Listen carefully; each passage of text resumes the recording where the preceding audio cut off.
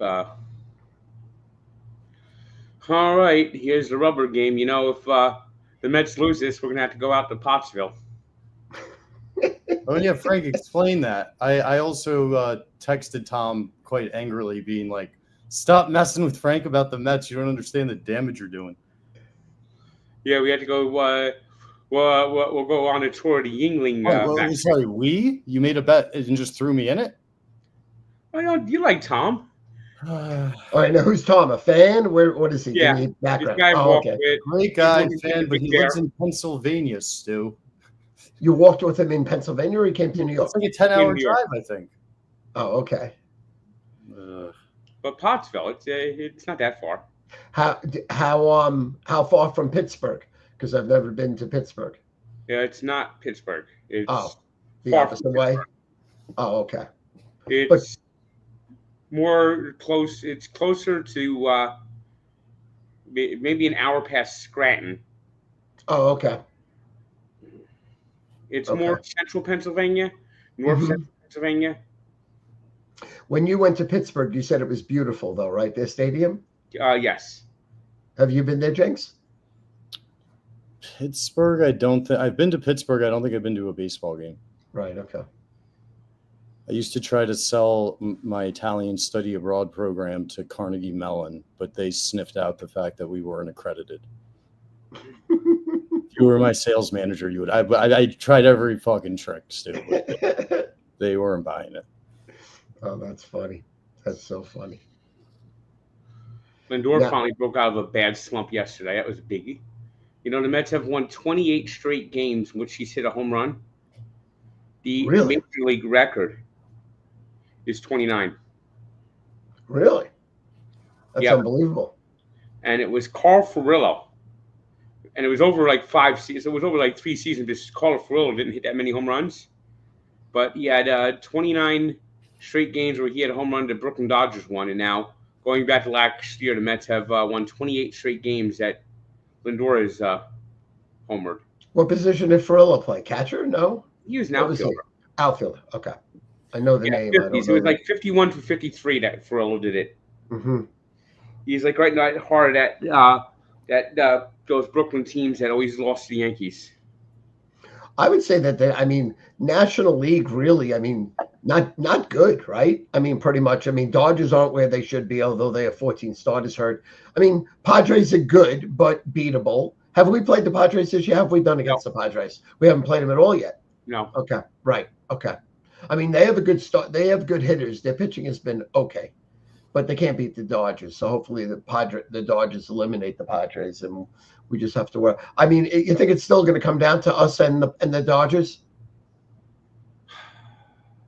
What's happening, Frank? What's happening? It should. Lindor hit a ball that landed foul. That was going to be would have been a double down the line.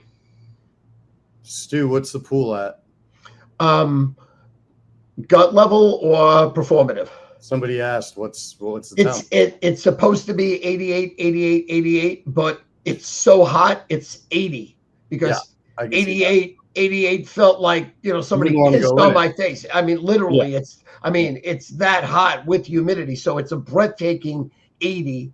And I swam the length of the pool today as I did my video, and it was not easy. Not easy. I got to get this weight off. So. It's going to be 102 on Tuesday, yeah, 98 on Wednesday, 98 on Monday, 83 on Thursday. Back kind of like not you want to die? It's hot. I got this little neck thing now, which shoots air at me. The cooling device. Oh, really? I'm gonna have to wear when I go on my walk this week. So I was wondering, are you going to walk super duper early? Like that's what I've been doing. I'm going to walk. Maybe much like the winter, we will walk through the teeth of the elements. At Plumbing Enterprises, we have body. I'll just probably have to bring a second bottle of body armor. And then, do you use the Glide too, so you don't chafe? The what? The Glide, the Glide that you rub under your on your no, huh? No. I chafe immediately. I don't know why. Frank doesn't even wear socks. That's unbelievable. I mean, that is absolutely unbelievable. He would have done good with Moses walking the desert for 40 fucking years. That's crazy. So no socks and no glide. So you don't chafe between your legs or under your armpits or your titties. No. Nope. That's unbelievable. I've only walked 2 days in a row and I'm chafed already.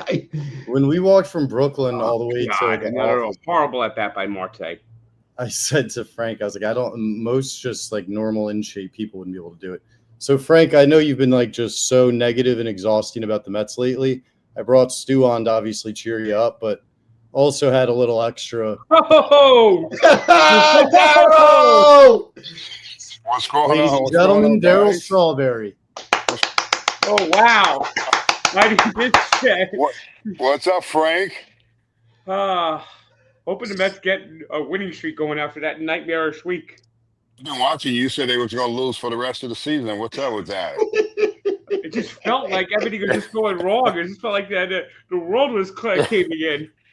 It was caving in for a little while. That's baseball for you. I remember how good they were playing. They were so hot. Everybody was like, all right. But as soon as they hit a spell somewhere, everybody goes crazy and go against them. You got to remember, baseball is a long season, Frank. I know.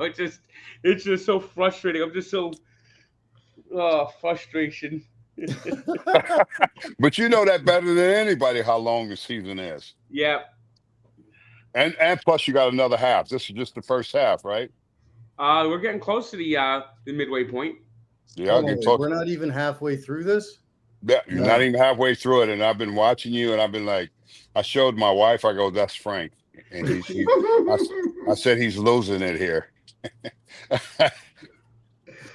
How you doing, Daryl? Thanks for joining us tonight. Yeah, it's good to join you guys, man. So tell me about it, Frank. What you feel better today? Yeah, I felt better yesterday watching 7 home runs go out. I think the Mets made the right call with Alvarez. You know, they got to get his head right. Yeah, I mean he's young too, and it takes a little bit. Sometimes it takes a little bit of time, to go up and down. And I like Torrens.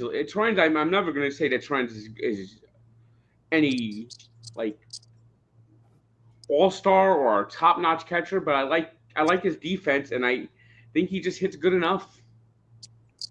Well, you just got to remember Alvarez got hurt. He got hurt. He hurt his hand. Remember that? Yeah. What happened, Frank? Soto just missed it. Lindor at third. Yeah. Well, I think it's where I think he needs just no pressure at bats to work through it. And what's been particularly bothersome with Alvarez is that the struggles have now gone behind home plate. Yeah, but can I tell you what's happening with him? Please. I think the problems happened with him. He hurt his hand in spring training. He missed a lot of time in spring training. I think a lot of times people don't recognize how important spring training is. Spring training is a place where you get all the kinks out and get through everything that you need to go through. And he didn't have that after hurting his hand. So I think he needs just a little bit more time, a little bit more quality time down in the minor leagues to get his feet wet again and get things back into shape where they're going in the right direction. I think at the big league level, the expectations are so high. So if you don't do well, there are people going to criticize you. When you're in the minor leagues, they're not going to criticize you as much as you struggle and go through that process. And I think that's what he needs to go through. I remember when the Blue Jays sent down Roy Halladay. They sent him down to Dunedin. And, a lot of great players. 2 years later, he won the Cy Young. A lot of great players had to go down. I was just very fortunate that I didn't go down. I struggled. I got off to a rough start and had to go through that process just like every young player. But I eventually would come through. I had a good coach, which was Jim Fry, and he helped me every day to get through that process. And I think that's what you have to do with the younger players today when they do struggle. Just because they've been in the big leagues and they had a little bit of success, you got to still help them every day to get better at what they need to get better at. Daryl, didn't you win Rookie of the Year? I did win Rookie of the Year. Must have been a tough start, man. Well, Jim Fry worked with me every day. He made sure that I was at that ballpark every day working. I was 21 years old at the big league level. So you have to continue to work, to get better. And even after having a few years in the league, guys got to continue to work. It's just not going to happen overnight, where it's all going to take place. And for some guys are fortunate that happens, but not most guys are going to go through this up and down roller coaster ride. What they said, Darryl Stufiner, by the way, I'm a friend of Frank and Jake's, friend of the program, been friends with them for about 8 years, and watched the whole career. I was a big Met fan also, and it's an honor to be here. What I found yesterday that was interesting is they said with Alvarez, he missed that pass ball where he didn't block it properly. They said they're teaching him now to not go down on his knees and put the glove in front of him and block the ball. They want him to stay there and frame the Mets pitch. Aren't teaching him that. That's become the right. I didn't understand that, Darryl, at all. They said that they want you to frame the pitch and not sprawl and have it back off your chest. Yeah, I mean, they want him to learn how to, get down and block the ball. Block the ball and keep the ball in front. That's fundamental baseball. Sometimes these guys get into habits for just being on one knee and not allowing themselves to have the whole body in front of the ball where they can protect blocking the ball. You get down on that one knee, then the ball can scoot around all kind of ways, because you got to remember the baseball do a lot of movement when it hits that ground, and it can go under, it can go around you. But if he gets down, in a position a little bit more, if they're trying to teach him that to get down on two where it's gonna, with the glove down, he'll be able to keep the ball in front of him a little bit more, and I think that's what they're working on. I mean, I don't know what happened. I didn't see the play. If I saw the play, I probably could tell you more about it. But I think that's one of the things that catchers work on all the time when they're in spring training, is learning how to block the ball. And the proper way to block it is not just one knee. 'Cause I think a lot of times he's in one knee, and I think they want him to be more in a position where he can really keep his body in front of the baseball, if that's the case. Right. Now, Frank, nothing wrong with his arm, right? And nothing wrong with his game calling, though, right? Or you don't like his arm, and you don't like his game calling. Don't back because Darryl's here. Well, his arm is okay. Okay. He's aggressive at first base. He throws behind the ball. His pitch calling was taken to task last week against the Braves. Okay. He called for a breaking ball. The pitcher disagreed with it, and that's when the home run was hit. Double, and he got like a lot of heat on his pitch calling. Oh, okay. And the Mets team ERA is a running game higher. Now, I'm not going to say it's awful. It's 3.50 when Alvarez is in there, but it's 2.50 when Torrens is playing. You kind of critiquing everything about him right now, Frank. What's up with that? The ball, the pass ball, the pitch call. I think a little bit more of playing time, down in the minor league, consistent, like I said, with no pressure. Yeah, that's what I wanted to happen has happened. I wanted him to get down to Syracuse. Yeah, and just get in games. He needs to be in game situation constantly, not every other day, not every 2 days, 3 days. It's constantly, so he can get some kind of rhythm. You got to have some kind of rhythm. Every player that plays this position has to have this kind of rhythm for themselves, where they have a feel for the game. I don't really think he gets a good feel for the game if he's in there 2 days and he's off one or he's off another one. It's kind of hard to really consistently get a feel for who you are and what you need to be. For the Mets right now, I think the best catching option is Luis Torrens. And as you said, Alvarez is going to break out of it by playing part-time. So sending down the minors, you can get him to work through it. I mean, I don't think they should. They're lucky they have an option left on him. They can actually let him work through this. Of course, that's what it's all about. You don't bury him down there. He has been a player for your future, and I think he's going to continue to be that player. It's just work. Sometimes you just need to get more work in. And he got his hand got hurt last year too. Yeah, he got hurt last year too. So And when I his mean, hand got hurt in spring training, I was worried that this would happen again. yeah, that's back to back being hurt. That's it. That's a tough situation. And both times it was that little bone in the wrist. Sometimes that's all it takes, Frank.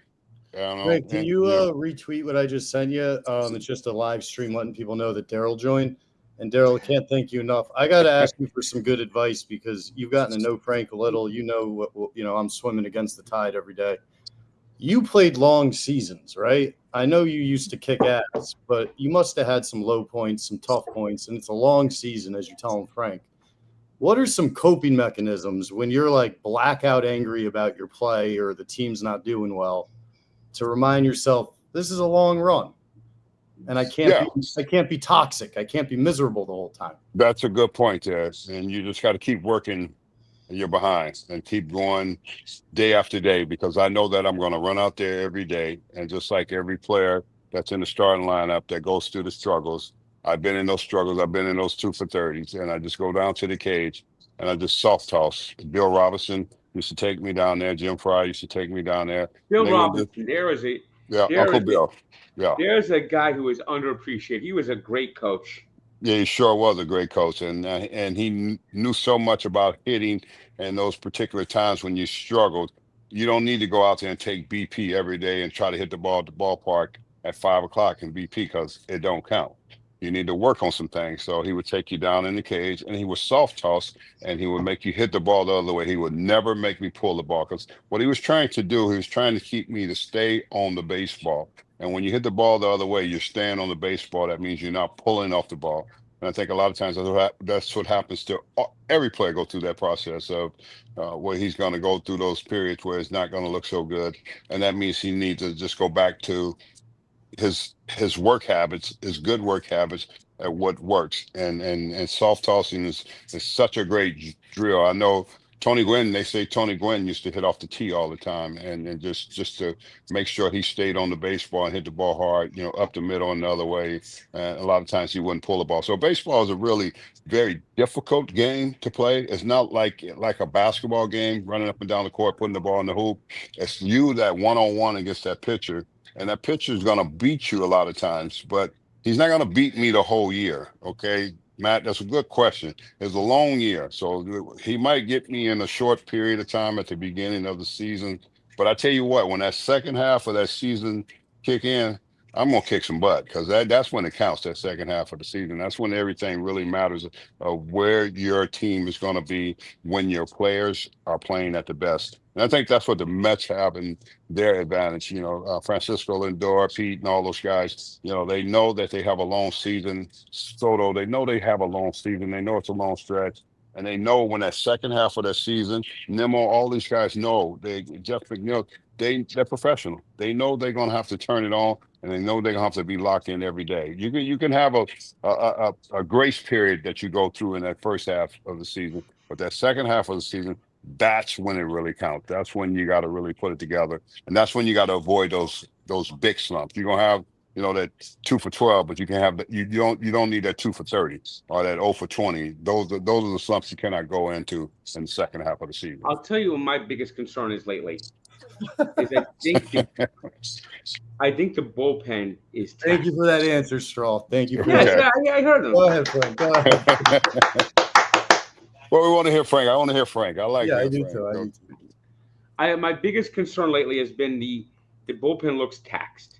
Yeah, Reed Garrett, who was terrific, looks like he's out of gas.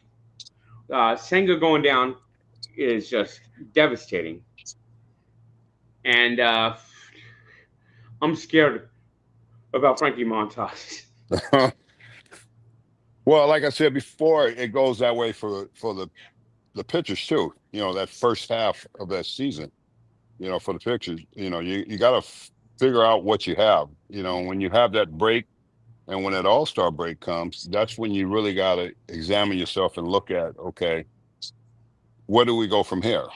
And that's when you got to start really putting your bullpen together and your rotation together for the stretch run. Because listen, April, May is okay, Okay, June we're going into a July, but after July, when you get into July, August, and September, that's when it's going to really count. That's when you're going to need everybody to be at their best at that time, and that's what I think every team sets themselves up for. And I think the Mets are in a good position because they have played extremely well. They are, Frank, they are in first place. Own it, Frankie! Own it! Own it! Do you hear him, Frank? Your childhood hero trying to speak truth to you? Positivity! No matter how bad it's been, they are in first place. You have an open window. You got to remember the '86 Mets. We went on to dominate baseball that year, but we didn't get off to a good start. We didn't get off to a good start. Everybody was like critiquing us and saying, well, yeah, they're going to be great. But then we eventually ran away with it. So these guys have the same identity of what they can do. What we did is they can have this first half like this, but that second half, they can come in, they can put all the pieces together and run away. Too much. It spoiled all of us too much. Can I show you something, Daryl? So this is my 1986 World Series bat. Ray Knight's bat. So obviously we lost game one. The ball went through Tim Tuffel's legs. Game one, Ron Darling pitched to Jim. We lose 1-0. And then next game, what happened? Dwight got shelled. He allowed 1 million runs. Then we flew out to Boston and we made friends with people in Boston. We bought tickets there for 3, 4, 5. Yeah. And we were wearing Mets stuff, only Met fans there. And then, be honest with you, Red Sox fans were not brutal to us. They were very hospitable. And so in the 7th inning, Ray Knight breaks his bat, and it goes into the dugout. And we made friends with somebody in the dugout, so they gave me his bat. That's pretty cool. Isn't that cool? It's exciting. Yeah. So it's one of the. This is a little bump there, and then it's like. That's pretty cool. It's like shattered here, so it's like one of my prized possessions. So, well, Frank, I'm out resting, and then Matt reached out to me. I'm out at my lake house. See, look at that, like, wow, that looks nice. Gorgeous. Wow. Yeah. We're out here. My wife's out there with her sister, and we have deers and everything running around here, geese and stuff. So I actually saw a deer a place I never thought I would see a deer today. You saw, yeah. So I got this information from Matt that I need to talk to you. You know what? I've been wanting to talk to you because I've been watching you. I was like, man, calm down, Frank. I've been meaning to text you and tell you, calm down, brothers. You got a long season to go here. You're gonna have a heart attack. You don't want to be like me. I had a heart attack last year. Yeah, I know. I know. I fly off the handle sometimes. I get in these states of mind. Daryl, die hard. Daryl, what do you think about people say that it's the opposite, like Frank's never going to have the heart attack because he keeps nothing in, like it goes all out, and that's what he uses as his method to stay sane, even though, if you notice, he rants, but then it's not like he's huffing and puffing. He comes right back to normality, as if nothing ever happened. So what do you think of that method that leave him alone, let him scream and yell, and that he gets it out? Or do you think his head's going to pop one day like Scanners? Yeah, it's going to scatter one day. It's going to pop, if he continues to go. It's hard. It's going to blow up. The fact is, it's so much baseball to go for him. And that's the part I'd be really want him to understand. When you have an early part of the year like you've had and you've been in, and now you were so happy they were winning. Right? Yeah. What did we go 6-0 after the walk?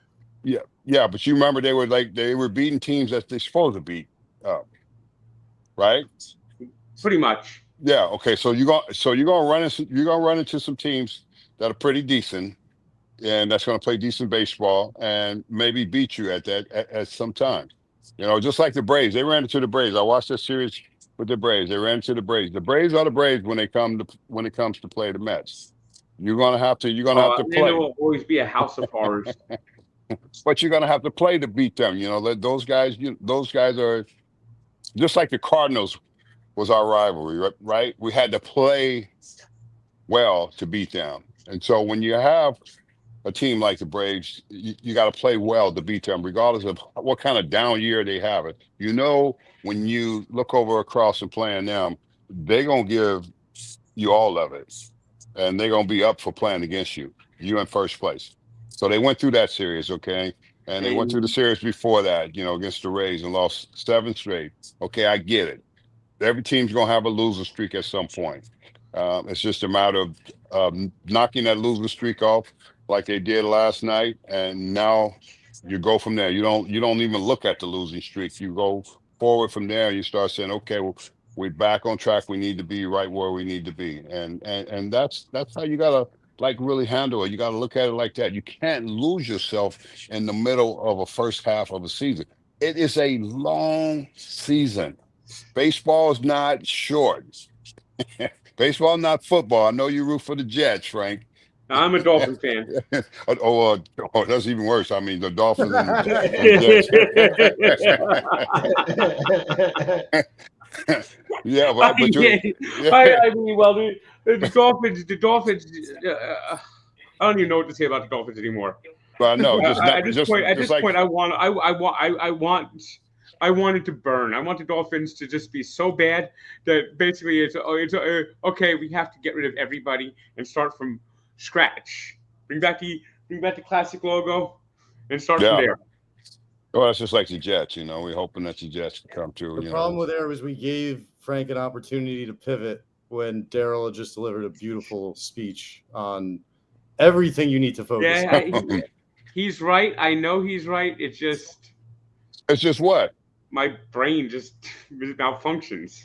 Oh, well, you got to start functioning a little bit better because you got a whole, like I said, you got a whole second half of the season to go. I got to try. You got to just, you know, decompress and you got to relax. You just got to say, okay, they lost tonight. Okay, they've been playing well. What's their record? Pretty good, right? In real life, Frank, what's the record? Yeah. Pretty good, right? You won't even say it's like 45. I'll look it up. They're 46 and 30, I believe. How many games they over 500? 16. 16. Come on. Any other team would die for that, right? Above expectations. Above expectations. Right. Big time. Yeah, way above expectations. You think about it. They haven't even played up to their potential yet. No, that part I would say is true, especially they haven't. They haven't played up as a team all around. See, baseball is a team game. It's not just one particular player. It's a whole team game. So they haven't even reached that potential of what the team could be. And they're 16 games over 500. That's pretty darn good when you suck and you don't play well. And you're 16 games over 500. You're doing pretty good as a team that hasn't reached that point yet. Just think when they reach that point and of the season, and you want them to reach that point in like August and September. That's the point you want to reach, where you want to be hot rolling into the playoffs. Because the team that rolls into the playoffs that's hot usually they're gonna beat everybody because they're hot. So that's what you're looking for. I'd like them to win the division. I don't know if it's that important though. Right. Besides the weird format, but what's going on in the Mets game right now? Can you give us a full update? How are they doing? How's Lindor had a leadoff hit, but the next 3 got out. Peterson has retired the first 5 batters, and there's 2 outs in the second inning. Score is nothing. Okay.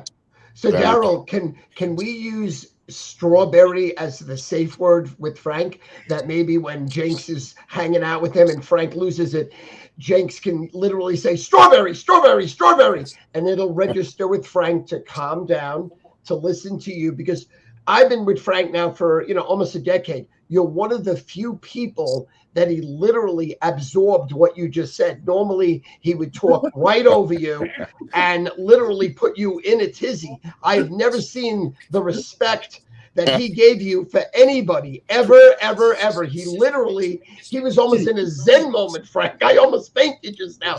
You were calm. You listened to the mentor. You listened to your idol, and he really did a great job with you. So maybe Jenks, we could put that in. as the safe word, strawberry. So I think what I'm going to have to do, Stu, is go back and clip all of Daryl's speeches and advice into just like almost like a song format that I'll just play. I'll hold it up like the boombox in that movie.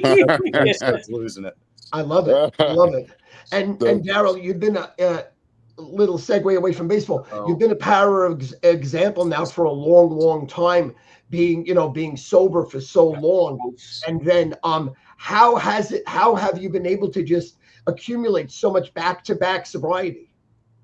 Well, you just live a different life. You remember when you want to get to sobriety, you change your lifestyle. You change it from, people, places, and things you used to do, and you don't stay as being the same person. And you just say no. I mean, I just don't have a desire to pick up, and that's it. No matter if the house is burning up and the cat, the dog, or whatever it may be going crazy, life go crazy. You remove yourself from not picking up, not having that desire to pick up. And I've done that for a long time, just one day at a time. And it's been the greatest gift that I've given to my life. And, I surround myself with great people. I surround myself with a lot of people who are in recovery. I surround myself with my wife, who helped me get to this point. And that's how you do it. I mean, you can't do it alone. And when someone sits around and say, well, I got this and I'm okay, you're never going to be okay. You're never going to change because you don't allow help to come in. We all need help in some kind of way in our life to, lead us into a different direction and a destiny that's different than what we used to be. And so my destiny, what it used to be, is totally different. It's totally opposite of what I do today. And it's fun. It's just fun knowing that you don't have to pick up no matter what. I don't care. Like I said before, it's just no desire. You have to get to that place and you have to do the work. So you have to do the work on the inside. A lot of people don't do the work on the inside. It's the work on the inside, not the outside, what we look like. We all think we look good and this and that, but it's our inside that is the problem that we don't deal with. And that was made for good. And we just put all these other crap in our body and screw our bodies up. Thank you. I appreciate it. You're welcome. That. Thank you. You got it. Frank, did something happen during the game? I saw some reactions from you. Long foul ball. I love the long football. It was like the fist pump. Somebody said you almost lost it though. Well, after the long foul ball, Peterson struck the guy out. So he's been brilliant for us, Peterson, right, Daryl? I mean, he's been absolutely incredible, Peterson, right? Yes, he's been great. He's been phenomenal. He's got a big heart, and that's what it takes in this game is not always the most talented, but it's the heart that you have, inside that you put out there every day that you go out there. And all these guys have that in them, but they're just going to have, they're going to have the struggles just like everybody else. Everybody else goes through the struggles, of the game of baseball. It's just the way it is. And also Clay Holmes has pitched great for us. Do you like him overall as a starter? I do. Clay has done well. Clay has pitched well for Frank, what do you call him? Clay Pigeon. You call him what? Clay Pigeon. Take Clay Pigeon. But you know what? He's done well. Here's the funny thing is I actually didn't name him Clay Pigeon this year. You did not. Oh, so it's retroactively created. So you're good. He blew a few games for the Yankees. And but that's over. As Clay Pigeon, and now he's a Met, so I just carried it over. But he's pitched great for them. You created it originally. Yeah. Okay, but you're not responsible. Got it. No, I didn't create it this year. I created it. I understood. The Yankees making fun of him on the Yankees. I understood. So I mean, if we get a little lucky and we get back, our pitchers, it could be lights out, just like you said, Darryl. We have not hit our potential. We just like we could hit like we did yesterday and pitch like we've been the whole year. I mean, we literally have a legitimate shot. I would, honestly say, to win the World Series. I mean, last year I never thought that was possible. I thought that, I thought we made an incredible run. It was a shocking run, but I never thought we actually could beat the Dodgers. But this year, I mean, obviously, because the Dodgers have 14 pitchers that are on the IR. Thank God for that, but that's part of baseball. But I mean, we've shown that we can play head to head against them, especially if our A+ game comes all the way. But I mean, as far as, like, even though Frank won't admit it, I mean, this is like a dream season right now. It is literally a dream season. Like every game is almost sold out. Everyone believes. We believe in reality. And just like, I want to make the point you made, we have not played our A+ game yet. So it's just been a dream come true to be a Met fan this year.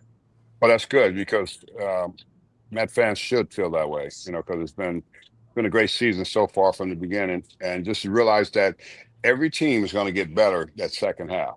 And, everybody's looking at the first half and saying, where's our team at? You just want to be in the thick of everything right now in the first half of the season. Unless you have a team that could completely dominate and understand, that they're going to dominate throughout the whole year. You don't really have a lot of that going on anymore in baseball. You used to have that back in the days. And now you have the teams, you have the teams that have ups and downs and play inconsistent, but they're still right there. And like I said, when you stroll into that second half of the season, that's when you turn it up. That's when you realize the injuries got to go. We got to stay healthy. You got to keep key players on the field every day for your team to be successful. And the Mets need the whole team of star players to be healthy that second half of the season for them, so they can make a run for the championship. And that's when you want to really be talking about where our team's at. I think everybody get caught up in, well, it's early, we play 4 teams, we win, we lose, we do this, we do that. Okay, that's all part of it. And, I don't care who we play in the second half. If we're healthy and you got a healthy rotation, you got a healthy bullpen, you got a healthy team, you're going to be in the thick of it. And when playoffs hit, when that season's over, that last game of season's over, and you got a healthy team going into that playoff run, that's what you need, because the best team don't always win. We lost in '88. We had a healthy team. And we lost in '88. Heartbreaking. So, we lost. Mike Scioscia, heartbreaking. And we had a healthy, good team, and we lost. And it's not always guaranteed. I mean, it's that window of time of winning. And these guys got a pretty good window. They're very young. They're not old. They're not an old team. They got some vets on it. But they're still young. The Mets are still young. They're still trying to develop. You look at all the young players that they got up at the big league level. They haven't had a good drink of water in the big leagues.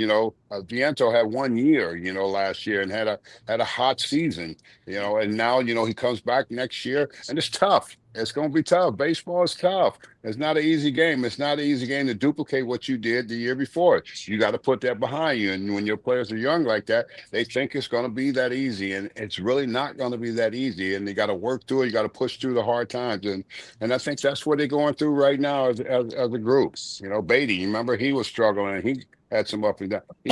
These are all fine young players that they have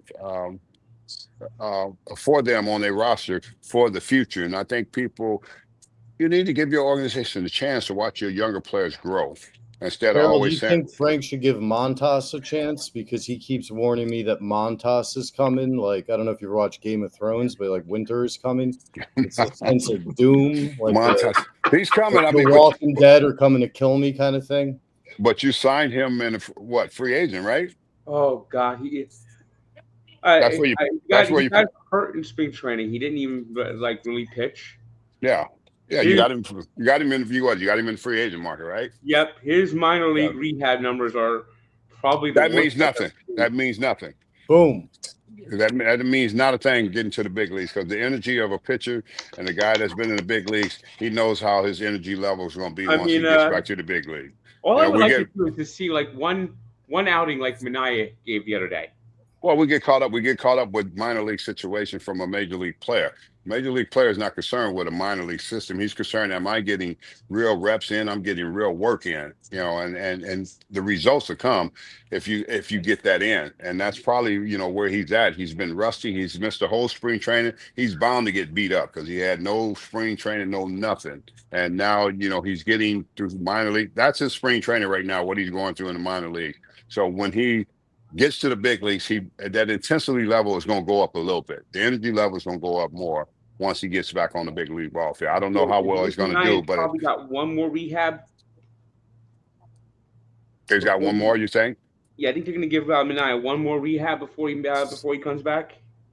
I would think so. I mean, I don't know where he's at. He had spring training, and so he might be ready. He might not. He might just need one more. I'm just reading what the Mets put out. They said that Manaea is probably going to make his debut against the Brewers. Okay, so when is that? Have you ever seen a kryptonite to Frank anything like this before? I mean, Daryl has just totally calmed him. I've never seen anything like that. It's unbelievable. I love it. Frank's my buddy, man. We had a great conversation being together. Total respect. He so respects you, Daryl. He so loves you, but so respects you. He just really does. Same here. I love Frank and I respect him too, and I respect his knowledge. But when he goes crazy, people always ask me, "What about your boy Frank?" All little kids be asking me those questions. I say he's just being Frank. That's all. Can I ask you something, Daryl? Also, I've been watching baseball my whole life. It's my favorite sport. It's the only sport I played as a kid. I peaked in 7th grade, so that was about my career. But you peaked early, huh? Yeah, as early as you could peak. Yes, sir. Why are Major League Baseball pitchers getting hurt so much? Like I never remember it. The last 3-4 years, I mean, it's unbelievable. Every pitching staff gets just shattered by injuries. I don't know. I don't know if it's the condition, all season conditions, because back in the old school days, the conditions were long. You just didn't wait to spring training to come to spring training to be in get in shape. You came in spring training in shape. When you look at guys like Nolan Ryan and Seaver, those guys were in shape probably when they came into spring training, and they knew they were going to throw a lot of innings. And I think today it's a little bit different. They don't have to throw 5 innings, 4 innings, 5 innings, and they're done. They own a pitch count. Back in those days, I think guys worked at a different level, a different way of conditioning themselves and preparing themselves for the season. I think a lot of it has to do with there's too many pitchers trying to throw too many pitches max velocity instead of maybe throwing in some off-speed stuff every now and then. There's no more Greg Maddoxes out there. There's no more the off-speed people. Oh, you can't get many Greg Maddox. High 90s. But you can't get many Greg Maddox. That's one of a kind. Everybody's throwing hard now, and yes, and you're right about that. Maybe not Greg Maddox. Maybe a Bobby Ojeda. Everybody's hurting their arm. You're right about that. You got a good point there, because everybody is hurting their arm. Everybody's doing a Tommy John now. It's insane how many people end up with that. I mean, Ojeda threw that dead fish up there. That's all he threw. That's all he needed. He got people out, right? Yeah, you don't have the dead fish out there anymore. Only thing that got him, Daryl, was the hedge cutter. Do you remember that when he got hurt? Yeah, when he got hurt, they were talking about he got hurt. He cut his fingers in the hedge cutter, and that wasn't really true, but it was part of what was being said. So it was the lore. Oh, that was performative, huh? That wasn't real. That was a totally different. Yeah, that was the story we had to come up with at that particular time, I guess. Oh, okay, fair enough. Oh, geez, I didn't know that. Oh, that's a story for another day. For another day. A lot of folks don't know that, but that's one of those stories. I remember another. Can I just hit you with this other story? If you remember, it was the day you clinched the division. That's right. So you can imagine what it was like, after clinching in the division. Oh, especially those guys. Yes. Yeah. With that crew, the Motley crew, Yes. The story that went around that I thought was so interesting was that on that team you had obviously a lot of great, epic, big time players, but very tough team, heavy partying team. And then Gary Carter was always shown as a God-fearing man, straight as an arrow. And one of the stories was that people pulled a prank on him once while he was sleeping, and he grabbed someone and threatened him, if you ever do that again, I'm gonna snap your neck. Was Gary really straight-laced? Amazing guy, but was he straight-laced right there? Of course, he's always been that way. Gary and Mookie Wilson, probably the only two guys that had a great sense of humor of life, and they loved being a Major League Baseball player. But outside of that, they wasn't a part of any other curricular activities, and which was great. So of course somebody knocked on his door late at night, and I think it was Lenny Dykstra, and he grabbed him and he picked him up, put him against the wall, and told him, if you ever knock on my door, you're gonna see a different Gary Carter, probably. So that one was true. Yeah, that was true. That was true. Did you have a good? Lenny feared for his life. Lenny feared. He never was in such fear, great fear. Playing. He was playing around. He was playing around, messing with Gary. Gary's trying to get sleep. And Gary probably, had drank his milk early and went to bed. It's a great way to be, for him. So I mean, well, Gary was the family man. He had all the kids. He had his image, his family. The camera is always rolling for him. It's just so he was probably like he never wanted to be like anyone else, and that's right. Mookie was just the sweetest guy that everyone always talked about. There is how just like true, like really good guy, and right. He kept himself away. Kept to himself. Yes, simple guys. Never went out. Never hit the bars or the clubs. They were just guys who played and went home. You respect that. There was no disrespect towards them. People saying people were getting on them. Yeah, they were getting on Carter a lot. A lot of the players and stuff like that. But Carter was special. He was a different breed. He was a gift. He was a gift to life. If anyone got a chance to see that, you wanted what he had, because it was great. It wasn't phony. It wasn't fake. It was real. Other guys thought it was phony and fake because, like Frank said, he had the family, he had the wife, the kids, and and that what was important to him. So you respect that when you see a guy do that at that level and wear a uniform of professional sport, and he's able to do that. You admire that. I mean, I wish I could have had what he had, because it was very special. Yeah, and that's how he came across to young Met fans also, and he was revered, and they spoke of him, just as like a stone, a rock that you could count on him. And he's the guy that would give you good quality advice, God-fearing. He always spoke about God, which I so respected. And I just wanted to check in on that. Well, yeah, he didn't really try to like preach to anybody like that. He just lived it. He lived a different way, so people knew that he was different because of the way he was living his life. So, and the way he spoke, he didn't use any profanity. He didn't swear at anybody, and he didn't throw his fist at anybody. He just kind of turned the cheek when somebody had something to say, and that was pretty special. So would you say that was the most fun you ever had in your life, the 85, 86 teams? Well, that entire time, my entire run there with the teams of the 80s was just incredible.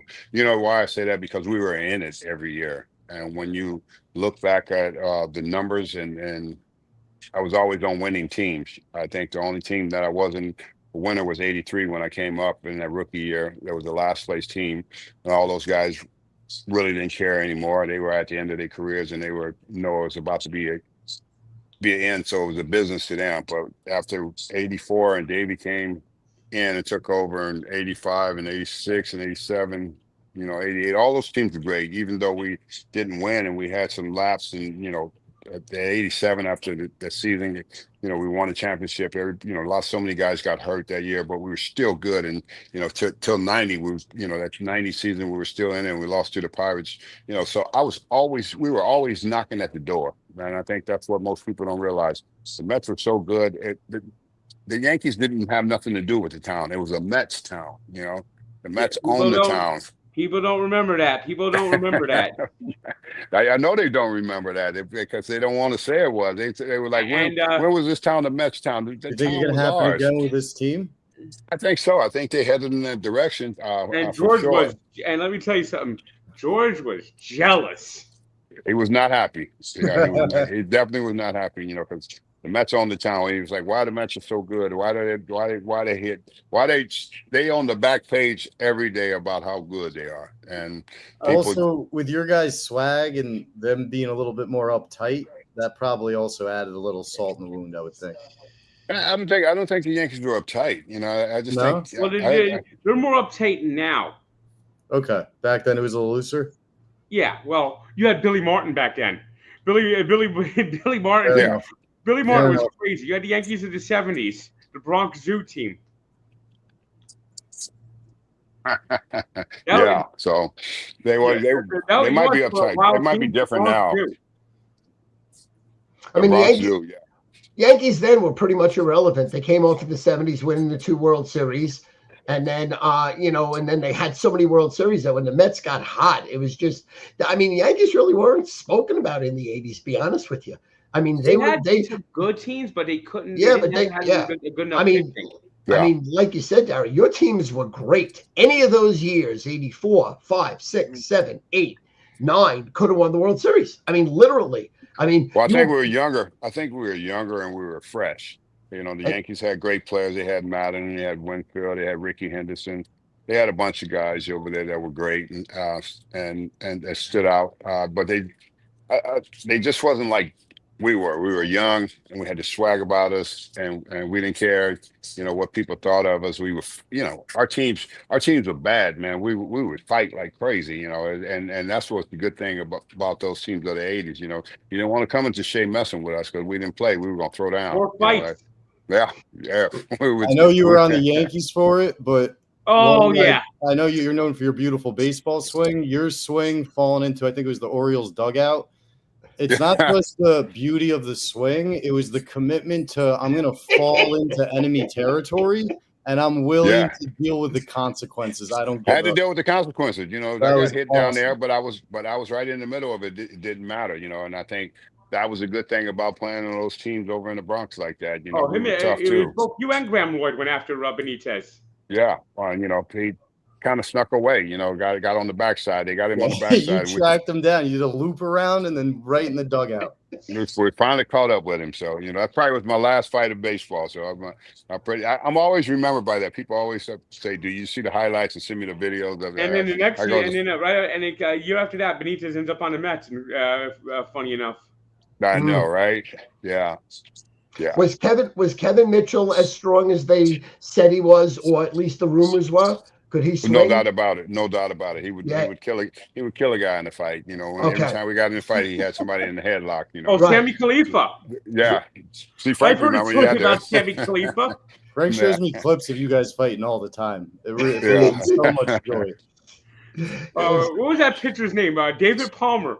The one who threw the glove at you and then tried to run away. He took off running, right? Remember that? Frank showed me that clip like 100 times. He throws his glove and runs. It takes off running. Right. Who did Renee Knight have the fight with? Eric Davis? And Tom Niedenfuhr. Yeah, okay. Tom Niedenfuhr, Eric Davis, yeah. And we used to get in fights with the Reds all the time. Dibble and Tom Brownie. We used to get in fights with them all the time because we hated them. And those guys thought they were so bad. And, they thought because they could never beat us. They thought, well, if we can't beat them, let's hit them. And that was the wrong thing to do. Dibble hit Tuffle, and Tuffle went out there and beat the brakes off of him. And then he had nerves to call our clubhouse. And I answered the phone. I said, "Don't you ever call this clubhouse again." I said, "Meet me in the tunnel."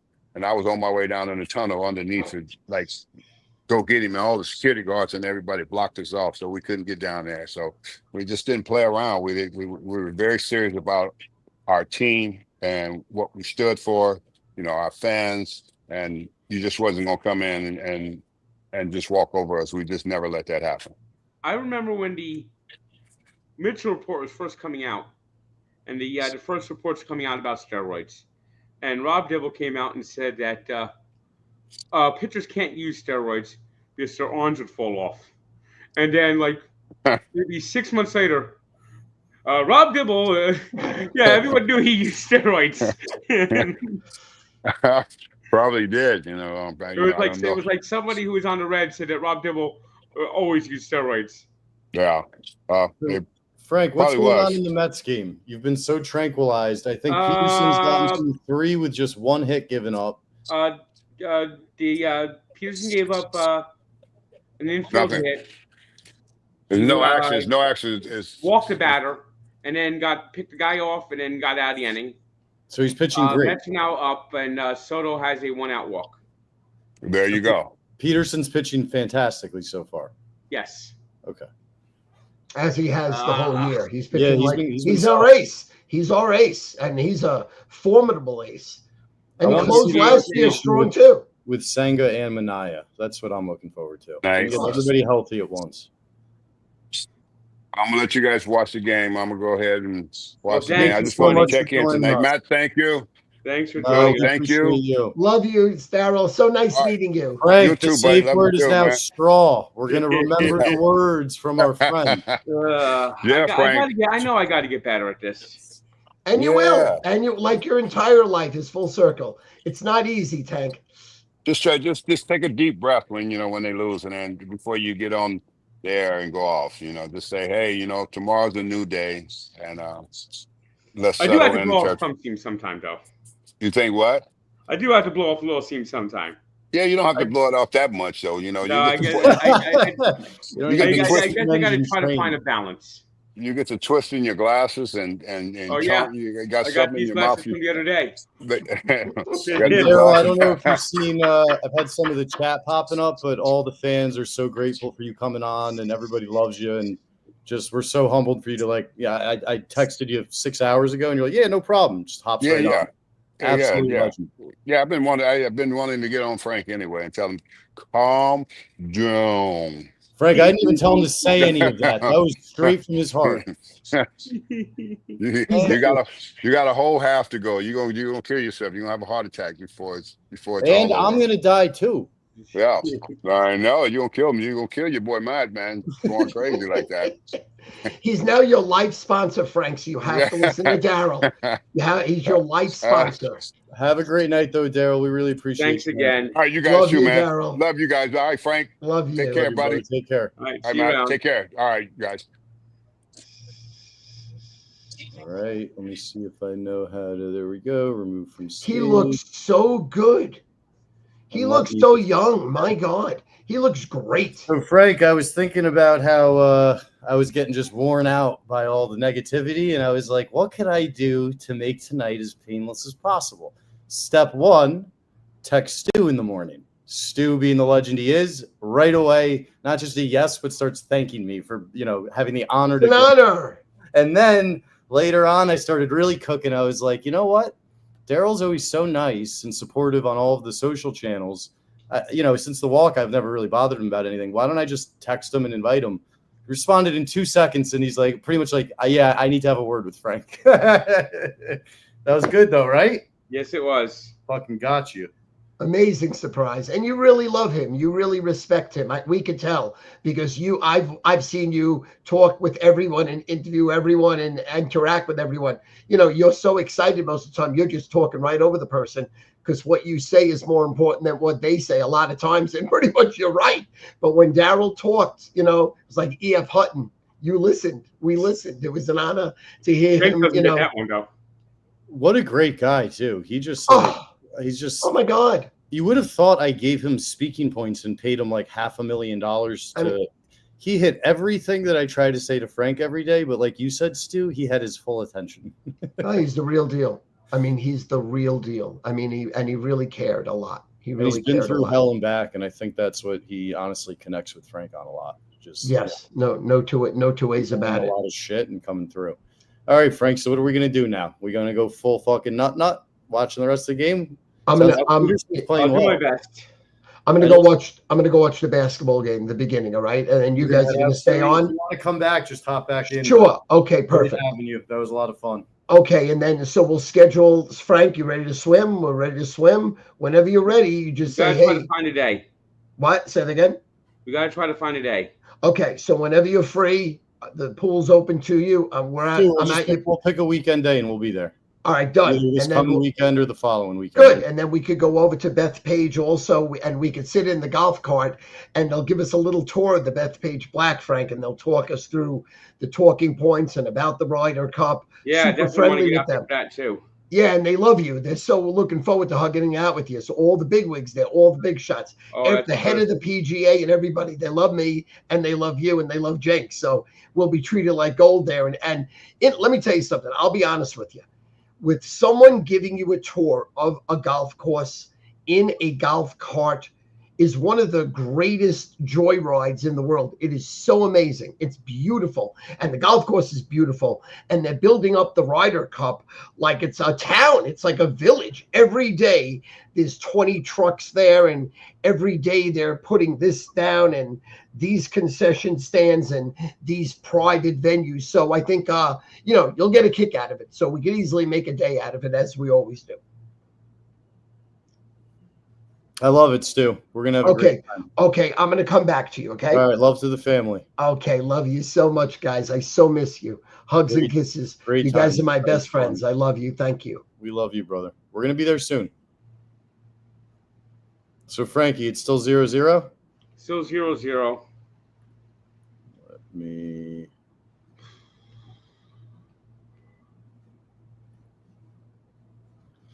I was really scared yesterday when Castellanos was up. After Was the news, was that surprising for you at all, having Strawberry pop up? that was a shocker. It got you good. Ah, fuck. 1-0. We're losing now? Yep. Oh, Strawberry, where are you when I need you? He was here right up until the exact second I needed him. And they have Bustaroni is ringing the Liberty Bell. In Philadelphia, they have him, Yeah. they have him stationed by the Liberty Bell. What? Isn't that thing cracked? They have a giant digital Liberty Bell. Oh, boy. I'm probably going to put on the right to Schwarber. Schwarber has like 50 lifetime home runs against the Mets. Yeah, Schwarber does eat them up. What, did he hit a home run? Yeah. Somebody wrote Schwarbomb. They got to get their offense. So they got to get the offense more consistent. The Mets do? Yeah. I mean, It seems like Lindor's coming back to life a little bit, though, right? A little. Yesterday, at least? He did hit a home run yesterday. 1 for 2 so far today. He was in a 0 for 20-something slump. Golly, now double. Well, it's going to be awkward when I call Daryl and say, sorry, Mr. Strawberry, can you please immediately rejoin the group? Oh, well, I'm not glad. Frank, I don't blame you. If I grew up, my childhood hero was Michael Jordan. If we were on a stream and Michael Jordan came on, I would probably freeze like a statue. And I know you've met him before, but still. Yeah, this guy's right. 4K Cinema HD. Mauricio should go be in bed. Should be back in the minors tomorrow. So when you always demand and just honestly 2-3 guys being sent down, when they do that, who's gonna play? Well, Vientos should be back. Okay, so you'd rather have Vientos. Well, Vientos wasn't really hitting well. Well, Vientos is supposed to be back. Why isn't Jonah Tong in AAA? Because baseball now does the way they develop players differently. That's what I thought. And you were saying to me your best players are not necessarily on AAA. AAA is now a way station. It's not the next station. It used to be that you spend a full season in AA, a full season in AAA. Now AAA is just a way station. And Jonah Tong is not ready to go to AAA. He's AA. That's where your best serious development gets taken care of. Should Acuna be sent down? It's either this. One has to go down. Mauricio or Acuna. And you'd pick Mauricio. Probably. Acuna could actually run. I mean, I'd rather see Acuna playing, and he probably goes down if someone else is ready. You think they finally let Pete Rose in? They should. I don't know, though. You were telling me there's writers that have such vendettas against Well, them. it's not in the riders. It's also now the Veterans Committee. And the Veterans Committee just puts their friends in. And then you got some just pricks on the Veterans Committee. Like, is there even transparency into who's on the Veterans Committee or how it a little operates, bit, but it's how they vote on stuff? It's basically Like the Vatican. It's the Vatican of baseball. It's an old boys club where basically about 7 years ago now, maybe even a little, I don't know, but it was several years ago, Tony La Russa influenced it to get Harold Baines in the Hall of Fame. And golly, fucking Peterson is cracking. Walker guy, first and second, one out, and fucking danger of this game getting busted open.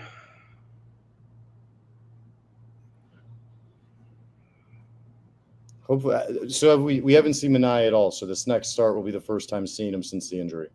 Well, he won't pitch next week. No, I'm saying in the minors. Well, he had a good minor league outing on Friday. Oh, he already did. Good. Well, that's huge, Frank. So you don't have to be great in your rehab, but I want to see one good outing. Who do you want at the deadline? It's going to be interesting who gets available. I feel like I know the answer. I am thinking there's the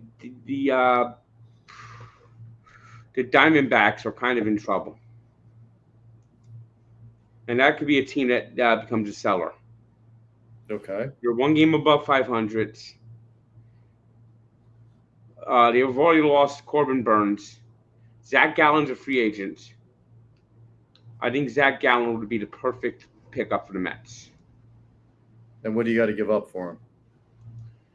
Probably going to have to give up some of the prospects. I wouldn't give up Jonah Tong, but they got so many prospects. They got Ritter. They got Blade Tidwell. They got Sprout.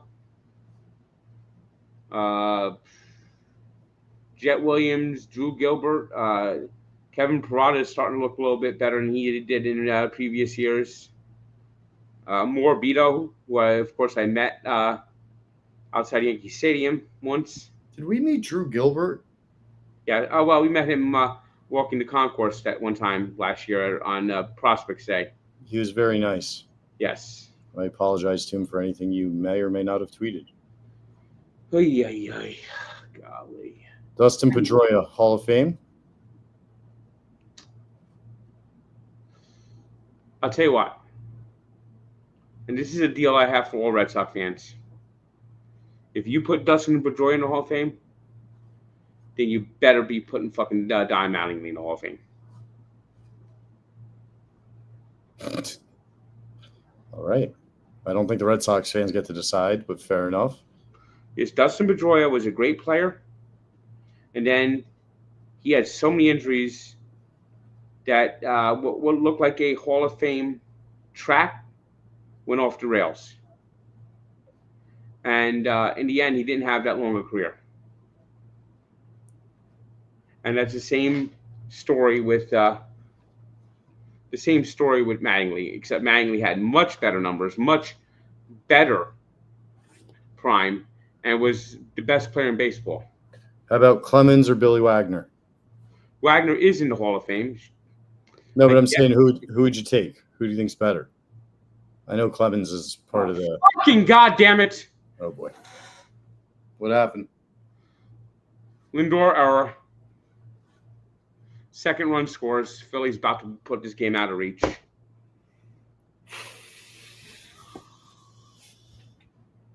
And fucking Buster Olney's they had Lindor on the fucking mic too while they're talking to him, and Lindor's laughing. Oh, come on. Don't go after Lindor. He's our captain. Maybe not called an error, but he should have made a play.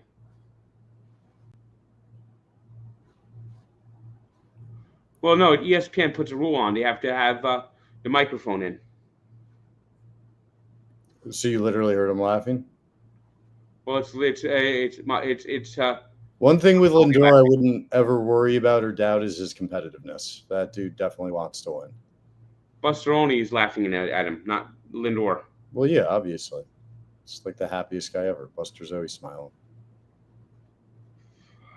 They never win on ESPN. They never fucking win on ESPN. And now it's 5-2. 5-0. Oh my God.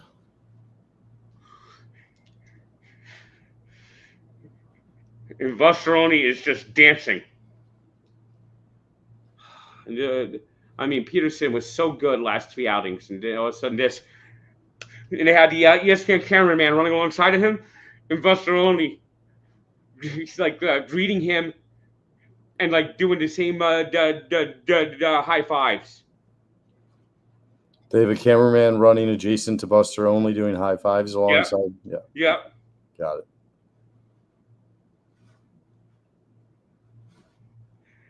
And they had the Liberty Bell actually has a projection of Buster Only's face on it.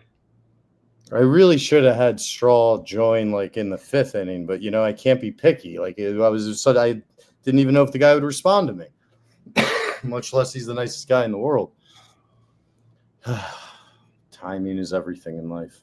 Well, Mets are back in 2nd place.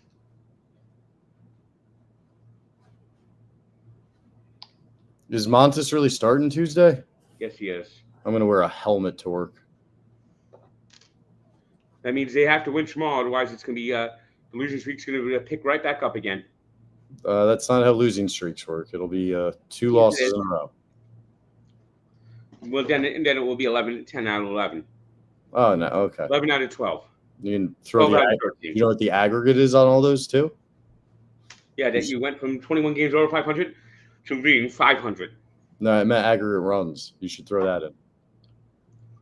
Well, the games that they've lost were 7-5, 9-3, 9-0, 6-5, 7-0, 9-2, 11-2, and they won yesterday 11-4. Now they're down 5-0.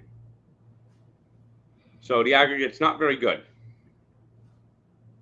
Frank, did you just hit some salt? Yes, they did. Okay, just good for the people to know you're not Tony Montana. If you walk around Frank's house barefoot, it's like being at a beach house with sand. My Roomba goes around every couple of days. You love that Roomba. You love that thing like a pet. God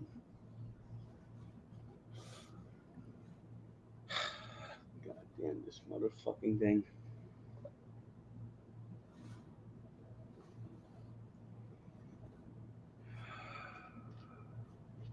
Why do these people keep mentioning fucking Thomas Nozick?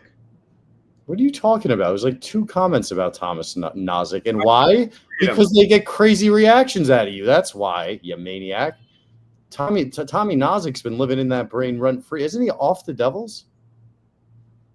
They're making a big deal of it because he's a fucking Panther. And did he contribute to the championship?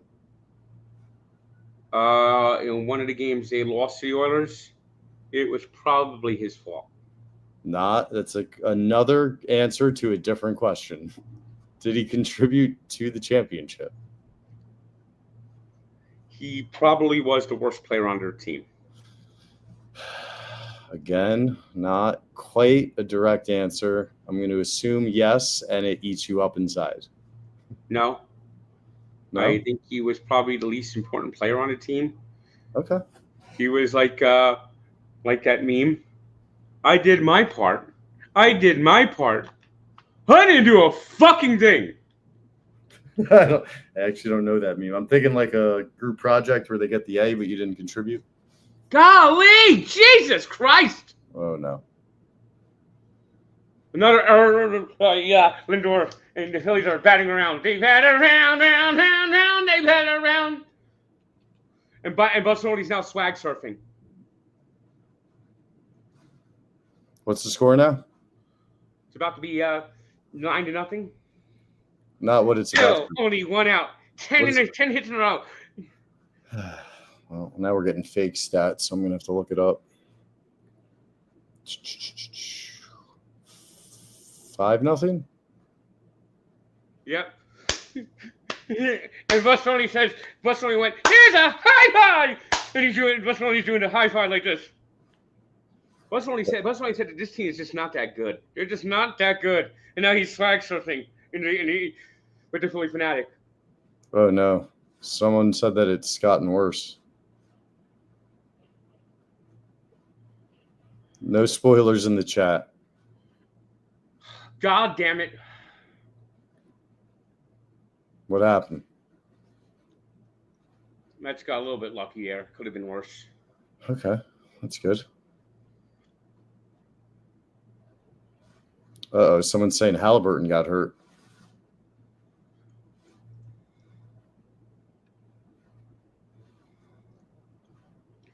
Oh, good. A Game 7 that's decided by 30 points. Just what the NBA needs. Why is it going to be decided by 30 points? Because Halliburton got hurt. They've had some good games. Oh, fair enough. The Pacers are scrappy. They're the kind of team that could just go off and keep it a game. Oh, no. Achilles, people are saying. And he had that. Remember, Frank, he talks about it. He had that injury that precedes it a lot of times. God damn it. And I'm a Knicks fan, and he did the choke sign on the floor. I never, ever want to see a young guy or any guy for that matter tear their Achilles, get hurt. That just sucks. I hope he gets better soon. That really sucks. But Game 7 of the NBA Finals, that's what a bummer. It'll be epic if the Pacers pull it off, and that's coming from a Knicks fan. Nothing but respect if they pull it off. I'm gonna check on YouTube TV over here, Frankie. What's going on in this basketball game? Well, baseball games slowed down a bit. Peterson threw the ball into center field, but when he threw the ball in center field, it hit off the second base of the runner's head, and they had to check him out. So, golly, Peterson. That's his first bad inning of the year. Frank mentioned at the deadline there's a pitcher on the Diamondbacks that he feels like could be a good fit, and they could be sellers because they're not having the best year, a little bit under 500. And Schwarber's up again. Oh, boy. This guy eats against the Mets. It is crazy. Tatum, Halliburton, Lillard, all tearing Achilles during the playoffs. I mean, I'm not a sports scientist, but it's who knows? Maybe it is. They just play so much. They play so quickly. 5-0. This game's over. 5-0. This game's fucking over. That's the thing that's been really aggravating me is that they've not been competitive in these games. Oh, we got a big payment here, $9.99 from Sergeant Gibby. Thank you, Frank. I love the content. Don't ever change. Remember, things always get worse before they get better. You could be a Braves fan and have a manager who's Brian, Buck, Biden, La Russa. Thank you, Sergeant Gibby. Yeah, well, the Mets got swept by that fucking asshole. I mean, you can at least give the guy a thank you, Frank. He just put in $10. Yeah, well, thank you, Sergeant Gibby. There you go. They better fucking beat the Braves up in Citi Field. This game's already over? This game's already over. They can't touch this fucking Luzardo. Is he really good? Frank, what do you think will ultimately happen if you started a cult? Kool-Aid? Well, Kool-Aid. Yeah, why Kool-Aid? We got body armor. Hey, set him up.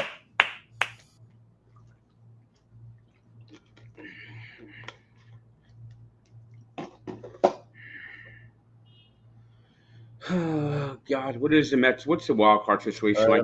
I'm seeing the replay of Halliburton, Frank. It looks almost identical, and the chat can correct me, to Kobe, Durant. So even like that's when you have a 4-game lead for the wild card. All right, Frank might not be listening to me, but it's one of those moves when you try to make that quick move from the elbow extended, just a cross, simple dribble, but you're putting pressure on your calf and your Achilles, and just pops. And the way you notice too is the guy always just collapses. It's not like a slow fall down. It's like their leg fell off, kind of a thing. Man, that's brutal. I hope he recovers quickly. Who knows? Maybe he didn't. No, that's the Achilles. Didn't look good. Let's see here. They're walking him to the bow. No, he's got a towel over his face, Frank. His dad looks sad. That's bad. Wouldn't wish it on anybody. I'll tell you one thing. The Pacers win this game. Pacers win this. Yeah, this will be one of the most epic championships ever. I got to give it to them. Between the game one comeback, I mean, remember they had all the other comebacks in this playoff run? You lose your best player and win the championship.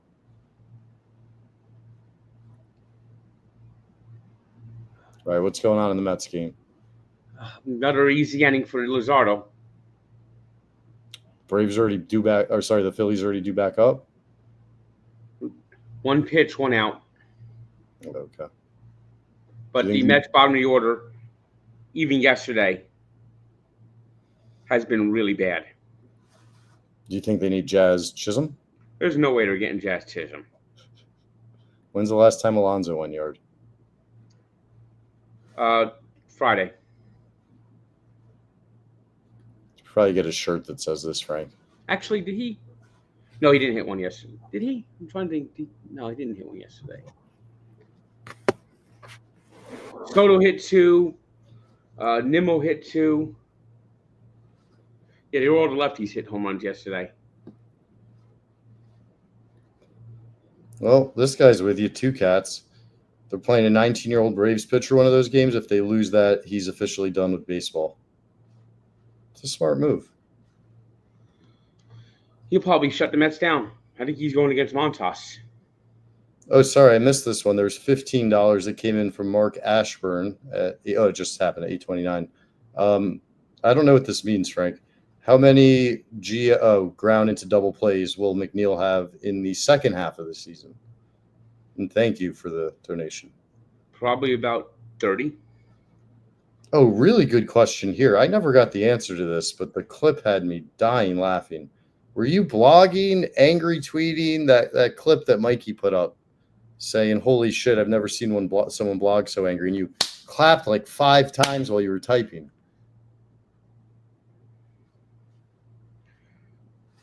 Replying. You're just in the comments going to war with people? No, it was a retweet. It was about Montas coming. Oh, so it was one long tweet and you were getting fired up, right? Yeah. Got it. I've never seen you write something that angry. That was wild.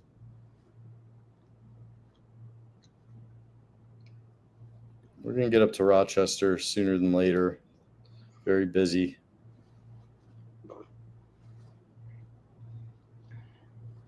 Yeah, it looks like we're going to have to go to fucking Pottsville. It's very interesting how you keep using this we, because a lot of times you forget that the word we exists, and it's a lot of I. Yes, but suddenly when you want me to drive your ass down the fucking highway, we just comes back into the vocabulary. You want me driving to fucking Pottsville? Professor Fleming. I'll end up in a fucking ditch. What are people driving around me? You're going to end up meeting Mickey Mantle if you try to drive to Pottsville. Forget about it. You'd be lucky. Heaven. You're not going to end up in a ditch. Look at this. 1, 2, 3, Annie. Mauricio just cannot fucking function.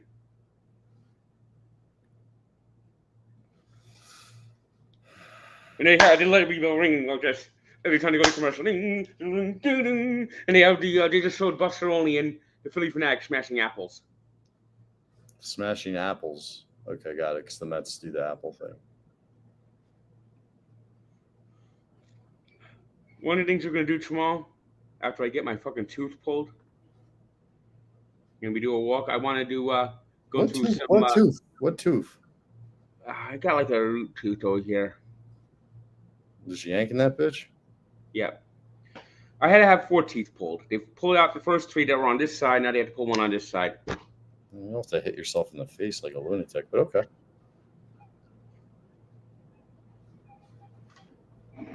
Yeah, if Siakam goes nuts and they win, that would be just legendary. Also be his second title. Ow. Scores 22-20, Frank, with a minute left in the first. I think, obviously, with a big injury in Game 7 of the finals, it looks like they're both playing a little tight. God damn it. Someone said they saw the pop. What?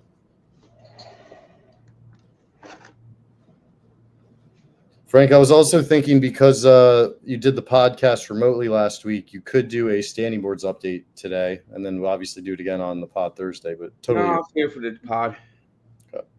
Because the Mets are gonna be out at first again, and then the Mets will probably, hopefully, I don't know. God damn it, the fucking thing popped out here. My lens popped out. You broke another? No, this one, the lens popped out. It can work if I get the lens to go in. I think you use your teeth more than your fingers. There you go. I think that worked. Did you have a mangled pair in your hands before? I have this pair that's just kind of mangled. How many days have they lived? Oh no, these are dead. The glass is cracked. Sorry, how long did they live? 3 days. I have this one. For a pair of Fleming glasses, that's like a person making it to 100.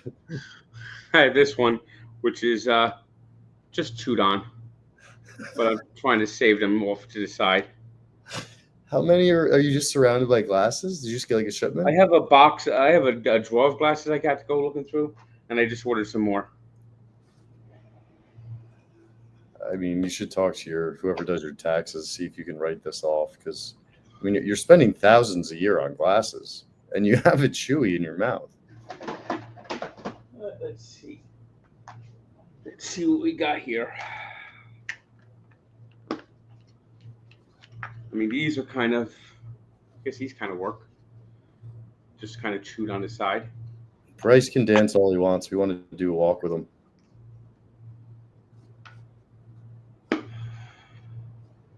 Well, that's not. Buster should not be doing that. That's ridiculous. These are kind of sunglasses. Oh, like a little fashion show. I like that. That kind of looks like you're legally blind. We give you a stick and walk around one day.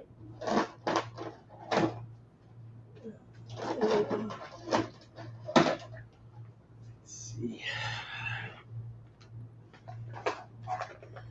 I just called to say fuck you. Is that Stevie Wonder, Frank? Yes. Yeah. I wasn't sure, but I was sure. Sergeant Gibby hit us again. This is the guy that paid before. Here's another one that's kind of like dark glasses, but yeah, I don't like how this guy's adding like P. Diddy stuff. So we love you, Sergeant Gibby, but let's not crack jokes about guys like Diddy. He's not really our kind of guy. Is he overrated? Yeah, well, Frank agrees with that. what was that? Have I ever reached out to Buster Olney? No. I like my job and I like my health, and I think Frank would actually kill me. Like, it's not a joke. Frank does not like Buster. Is it reasonable? No, but he does not like Buster. Frank, what was for dinner tonight? I had 2 hot dogs and a hamburger on the grill. It's not 4th of July, you know. No, but I didn't feel like cooking anything. It's a very 4th of July meal. No sides? You just had a dog and 2 dogs and a burger? Yeah. It's not an alpha meal. Yeah. These are kind of chewed, but these could be wearable. Jesus Christ. What's your step count? 20,000. This glasses. It's this I'm actually, it's coming to me. It's the losing streak. So like there's carnage everywhere. It's like a hurricane's been in your apartment for several days. Yeah, well, the Mets have lost 9 out of 10. That's what I was saying, kind of. This kind of got like a little bit of yellowish tint. Stylish. Yeah, where's the resistance band, Frankie? Someone asked. What? Where's your resistance band? Oh, it's over there. I've had these things I've been going with every now and then. 6-pounders. Frank, we should go to Amsterdam one day and go to a coffee shop. We could have quite a fun time. These glasses I've already looked at. Oh, here's another kind of like tinted glass too. What's the Mets score? What's the breakdown? 5-0. It's hopeless. What inning? 5th. The Mets have lost 90 straight games on ESPN. You never win on fucking ESPN. Oh, here's one I didn't even never used. Why do you keep opening new pairs if you have like 5 in rotation on your person? I forgot about this pair. So it's in a drawer and kind of escaped me. You have glasses like a starting pitching rotation. You have like 6 pairs, all at different strength, and you just work your way through them. Yeah, this person's right. You'll break them. You just took out a brand new pair, and now they're about to. Oh, brother. You can only control what you can control. Well, maybe I put this one off to the side and use these small. This one's the same. What happens to the here we go? That's a good question. Do any of them taste different, or do they all just taste the same, or do you taste nothing in your blind rate? Tastes like plastic to me.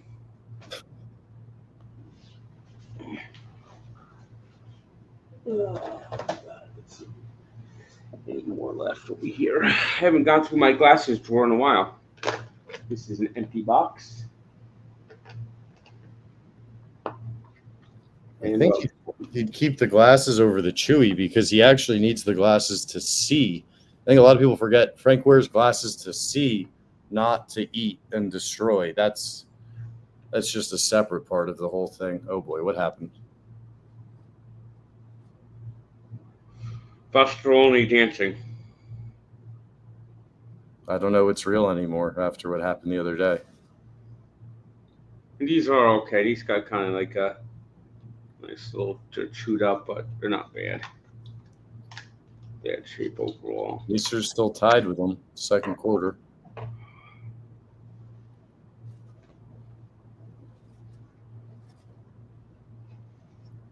So I got some glasses that I could rotate in.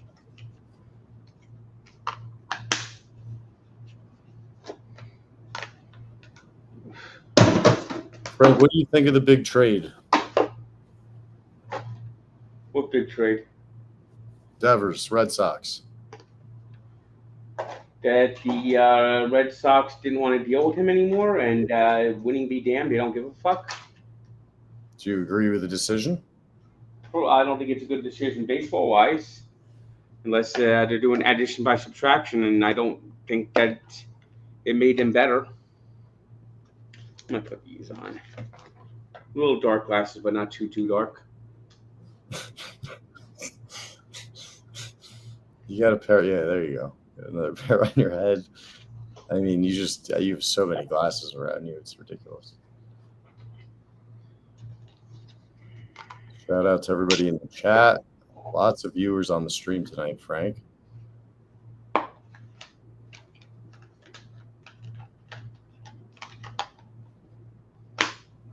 Frank, any thoughts on Arsenal finishing second? Well, that's where they love to finish. It is.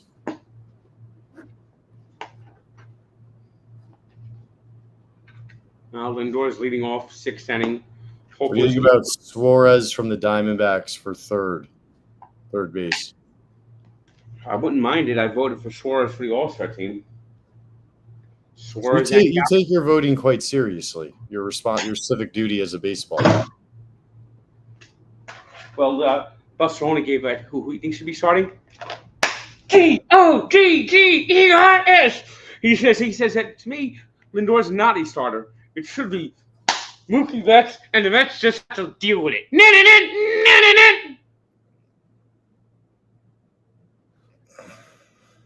I don't remember what I asked. Yeah, I've been working on that for a while. We bumped into Charles Barkley. I've been trying to reach out to their people. Well, the Mets are just lifeless tonight. Just lifeless. What happened? Grounded by Lindor.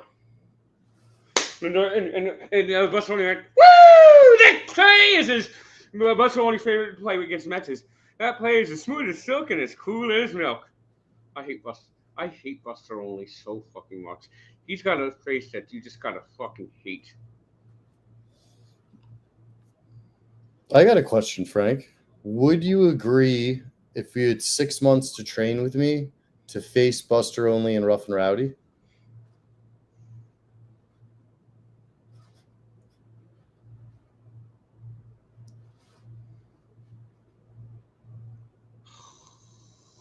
You have a year to train with me. 3-2 pitches, 2 outs. Another easy peasy inning. And they're doing this too. And Mussolini just saw himself drinking lemonade. Taking the fight?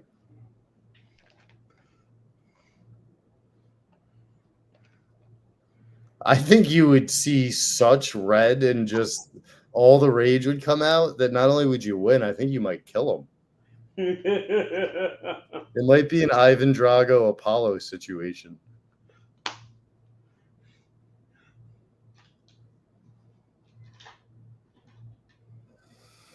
Yeah, a lot of Wild Buster allegations coming on in the chat. It sounds like you're right, Frank. He's doing a lot of crazy shit. Yeah, I accidentally ordered a couple of shades. That's how I got these. But they're kind of, Jesus Christ, they're kind of stylish. Did you just break 2 pairs throwing them on the ground? No. Okay. I tossed them into a drawer. No. That's all I'm doing. Plastic drawer. What? Your plastic drawers? Yeah. Yeah. Oh, there's another pair of glasses. Oh, yeah, no. Frank would be fighting for himself. That's the whole point. Which kind of like works? Wait, you got another pair? Although the edge is chipped off over here. How many pairs are currently in circulation? We've got a lot of broken players here.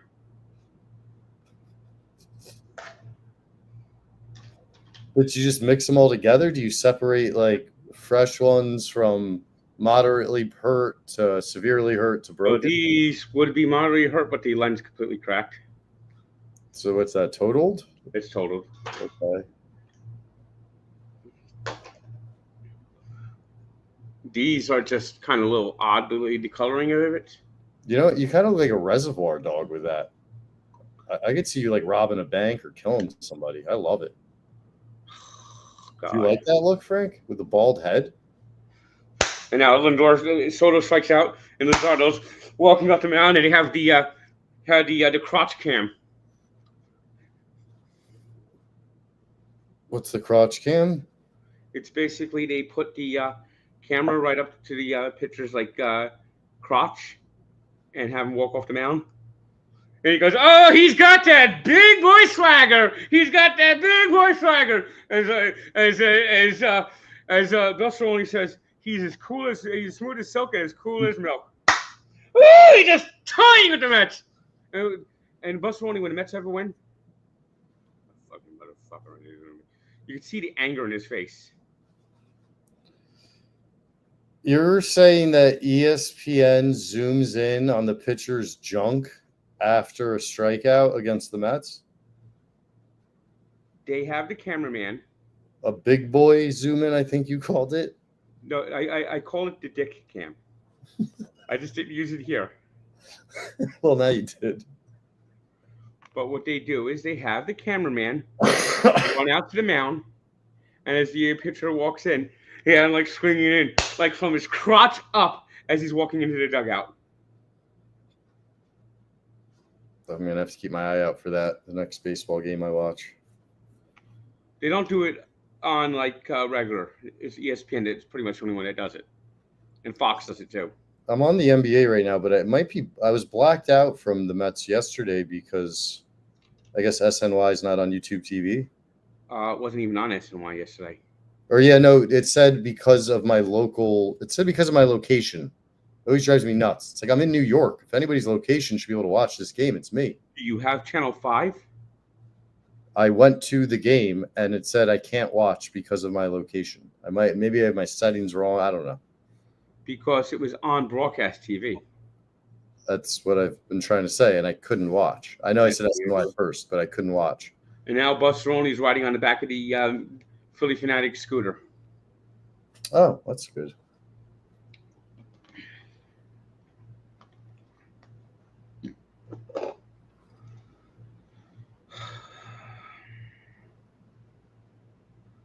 One bad fucking inning fucked this whole fucking game up. Well, it really all started once we lost Strawberry. He was the magic touch. We were just living the dream. We had Stu. You were getting life lessons. I mean, he got he's only allowed 6 hits. The only inning where he allowed hits was that fucking the 5 fucking runs he gave up.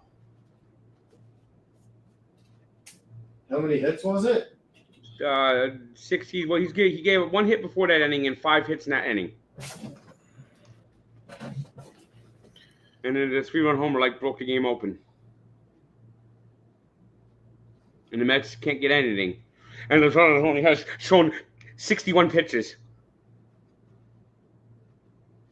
Yes, Mauricio's come up 6 times already and has struck out on 3 pitches every time.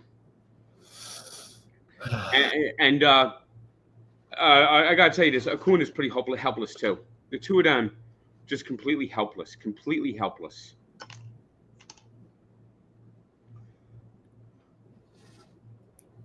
I had some chicken. I might order some more food, though. It's tiring work, getting through a Mets game. Mets really got – I mean, yeah, yes, it was a 1-game reprieve. Now they're back to the same shit they've been playing the whole fucking week. Yeah, Acuna's got to get off TikTok. That's just not a good look. No, that wasn't a good look. Personally, I think he's got to go back down to the minors too, but I don't know who you call up. I mean, he was on TikTok, in the middle of the night?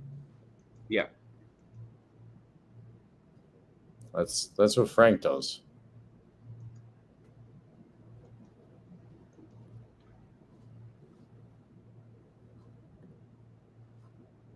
Something happened? No, they're just showing the home run again. If us still only going,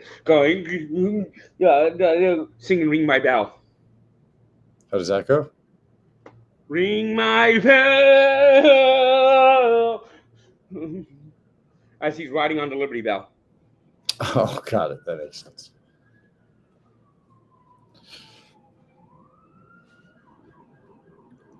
They better fucking do good against the Braves. I mean, this is a 1-5 homestand. Ridiculous. We're saying the Braves are garbage this year. We got to do it. They swept the fucking Mets.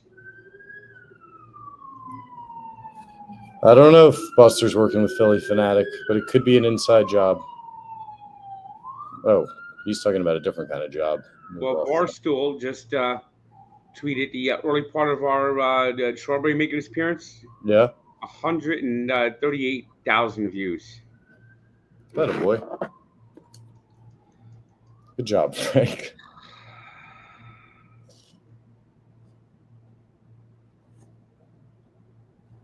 Strawberry's the man. He said, great being on with you guys. What, from the main handle, Frankie? Yeah.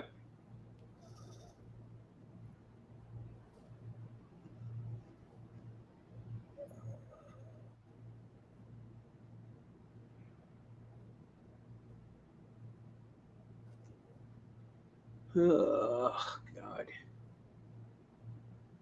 And now it's going to be the 7th inning soon if Dead Arm Nunez is in the game. Yes, the chat was saying that he sucks. Yeah, he does. What's his problem? Yeah, he can't throw strikes.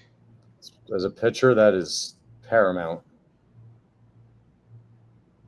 He came into a game earlier this year and faced 3 batters, walked all 3.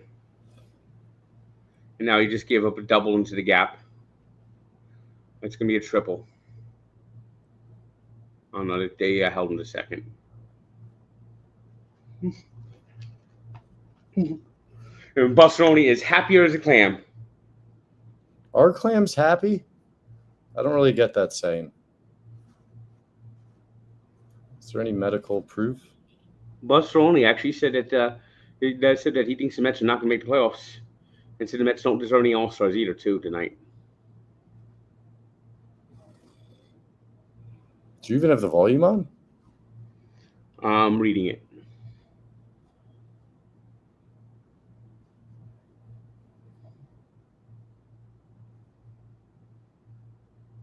Patriots or Dolphins this year? I think Patriots probably. They got a great coach. Yeah, but the Patriots aren't going to win a whole lot of games. So Dolphins are going to win, what, 4? Yeah. And Chris Greer's job is safe.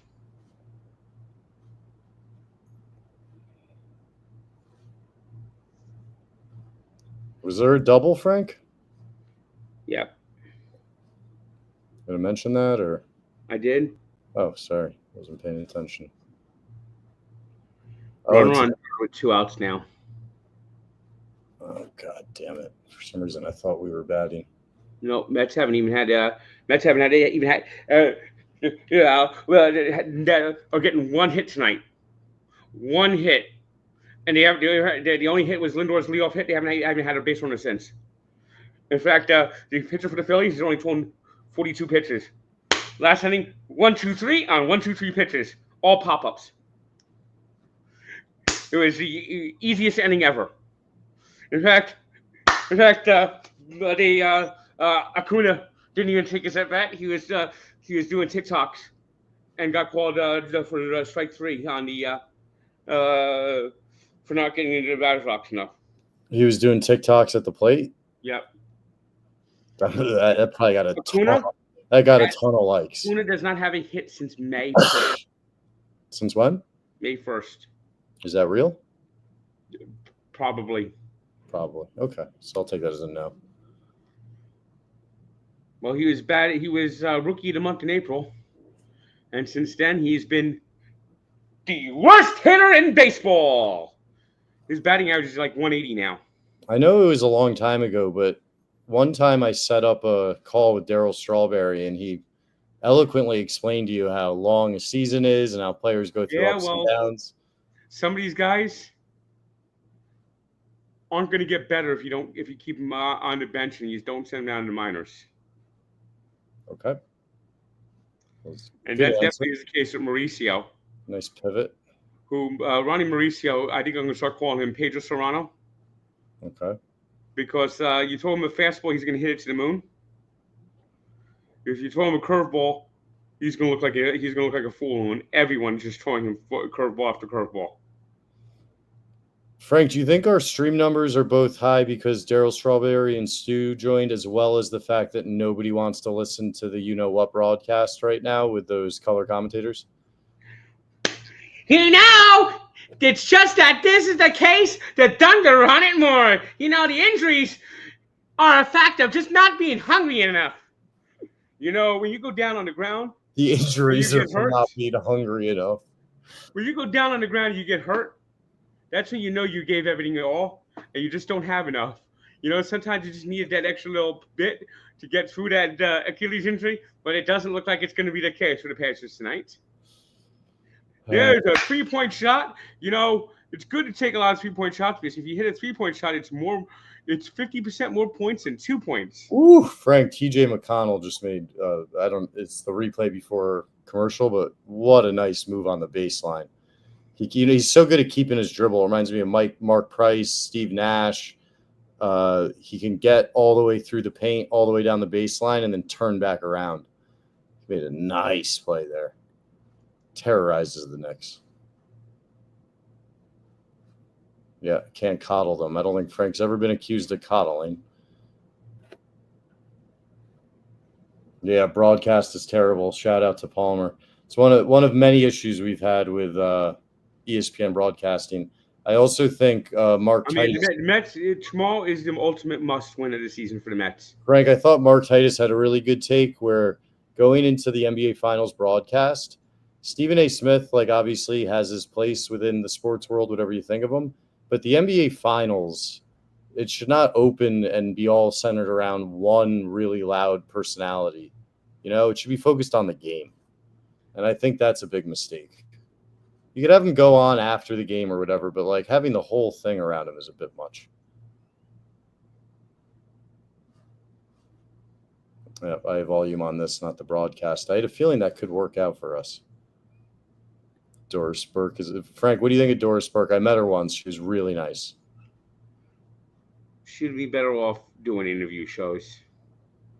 She just isn't good at game analyst. I actually think that's kind of a compliment in a way. You're right, because she is talented in the right format. I used to really think she was solid, but I don't think she's great in game on the mic. Yeah, McConnell is a killer. T.J. McConnell basically is Woody Harrelson in the White Man Can't Jump. Yeah, except he can't dunk. I've been in one, couple, but not really. But I mean, one real one was in West Virginia, rough and rowdy, in an arena with 48 hours notice.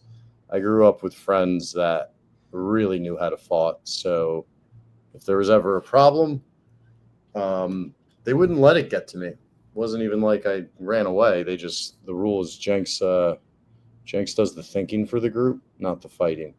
Help, here's Luzardo's pitching in at with 62 pitches in this. This is gonna be the third time the Mets have been shut out in the last week, and the second time they've allowed a complete game against them.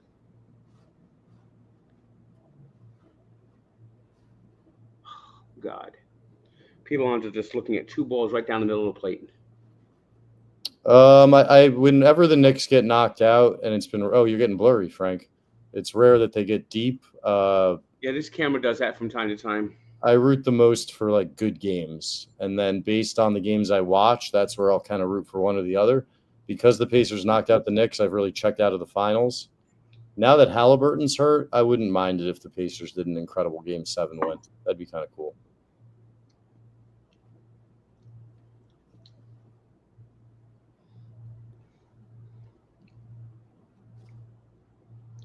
And I don't get why the camera doesn't go back to being adjusted right. It'll fix eventually.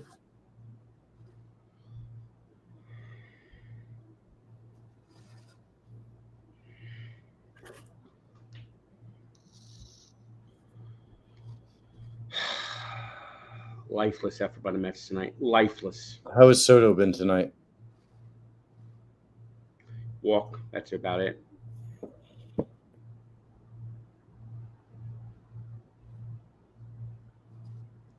How about strikeout by Alonso? Has the umping been okay?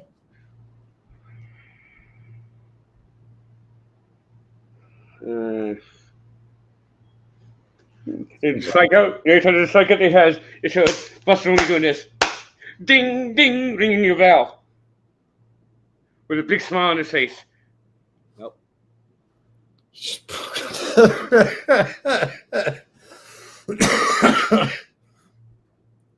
Frank, did you leave the stove on or the oven? Is there a toxic gas leaking into your apartment? Because it's slowly looking like you are going to die in a mist.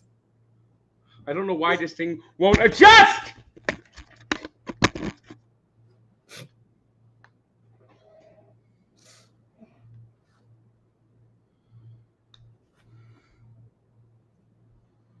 No. Broken udder? Just a tip off. Yeah, that's an injury. That thing's still got at least an inning or two in it before you fucking kill it. Vesconi's just going, listen, why the Mets are so overrated? Why they're not really that good?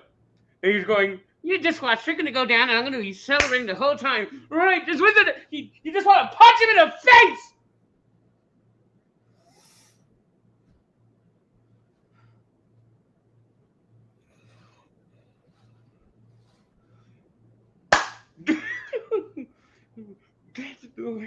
And there's another easy peasy ending. I miss Darryl Strawberry so much. Darryl. And they actually just saw the elevator going down. They had just saw the going. Just dancing on it. He says, as long as I'm on ESPN, the Mets will never win. Oh, you're less blurry.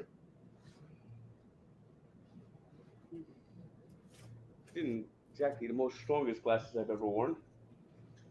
Yeah, well, glasses are actually built to just rest on one's nose and ears. Well, fuck. Will someone pay for LASIK? I can advertise LASIK for this. What do you mean, will someone? You're an adult human that makes money. Yeah, well, get your own LASIK. I'll do it. Who is this someone you're expecting to come out of left field and start buying? LASIK company. Oh, okay. They could be a sponsor. Sponsored, okay.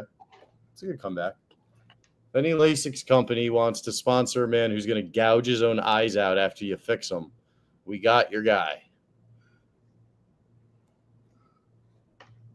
Someone said it only costs $3,000.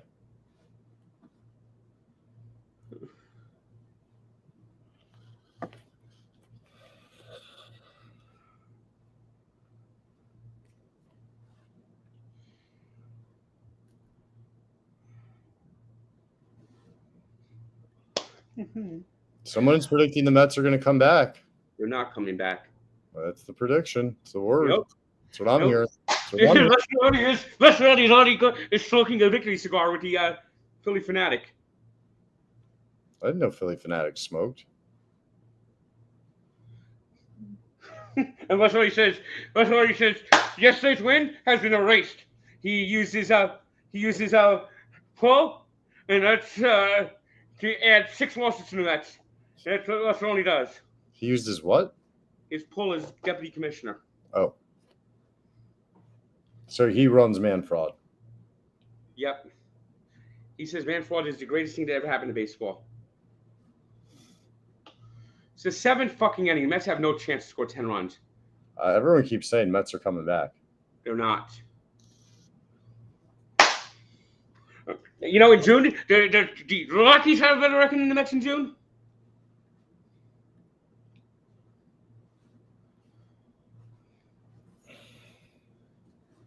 Well, these glasses really didn't last long. Yeah. Pathetic, huh? another Barcelona's favorite word, can of corn taste. Oh, so sweet. Let's go down 1, 2, 3. And he has a can of corn that he's going to high-fiving with the can of corn. Where does that saying come from again? Like an easy pop out's a can of corn? It comes from Buffaloni. He says the Mets just swallow like a can of corn, and the Mets lose. It's the sweetest thing ever.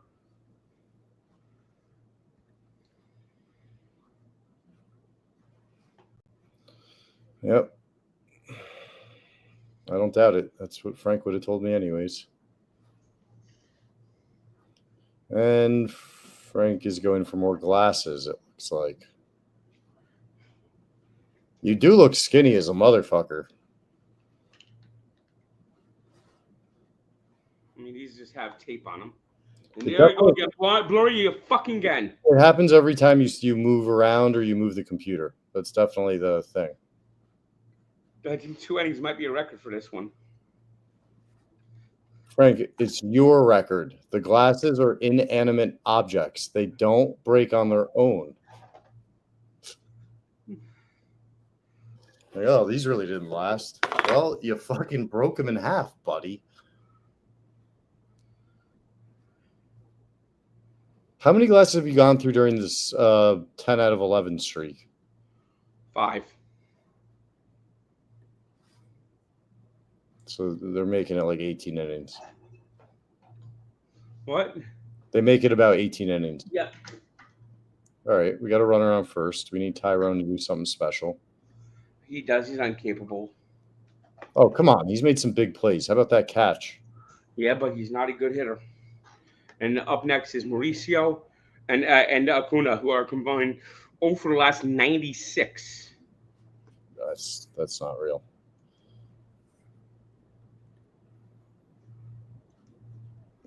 Pacers are not backing down, Frank. They're up by 3 with a minute left in the first half. And I'll tell you what, pressure will only build for the Thunder.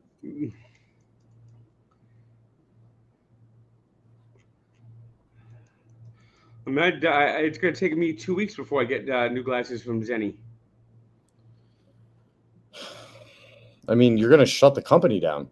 they're going to be the first company that just, they can't keep up with supply and demand. And they're going to be like, fuck this. Frank's warned me out. I'm done. Shut it down. Take all the profit. Sell it to somebody that doesn't care. Another feeble at bat. Frank, Reggie Miller or Buster Olney? Reggie Miller. You like more or less? I can't stand Buster Olney. You can't stand him more. Got it. All right, top of the 7th. 0-2, Taylor still.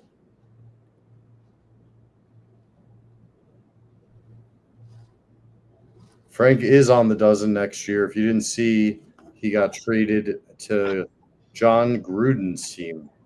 So we've got him with a Super Bowl winning coach who can absolutely keep him in line.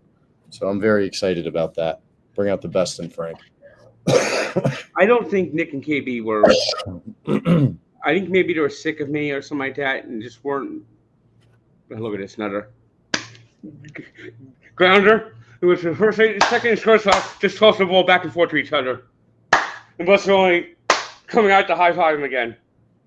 I don't think they were sick of you. I think they were sick of the stress when it should be more of a fun game. But shout out to those guys because they're nothing but positive and always been good to you. And thank God they have the sense of humors they have because, Frank, you put them through the ringer. Yep. Yeah, somebody just said Doris Burke might be the woat. Is that a bucket of dead bodies? Their glasses.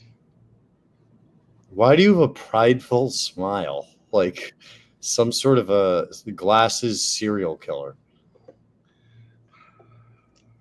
I didn't find out why Chipper Jones blocked me, but I think he blocks a lot of people, and I'm sure he blocked Frank a long, long time ago, and he probably started seeing Frank's little face pop up under my name and said, fuck this guy.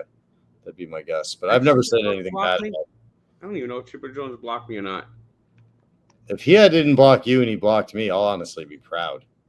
That means I'm putting out a lot of content.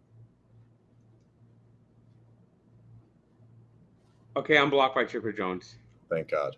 Who's winning next year's Super Bowl?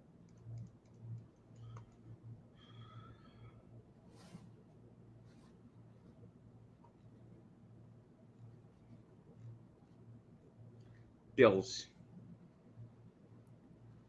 I think we can give a little spoiler of Saturday. We did a great walk with Trevor May, and he and Frank have some history. And as you guys always want Frank to, face the music, so to speak.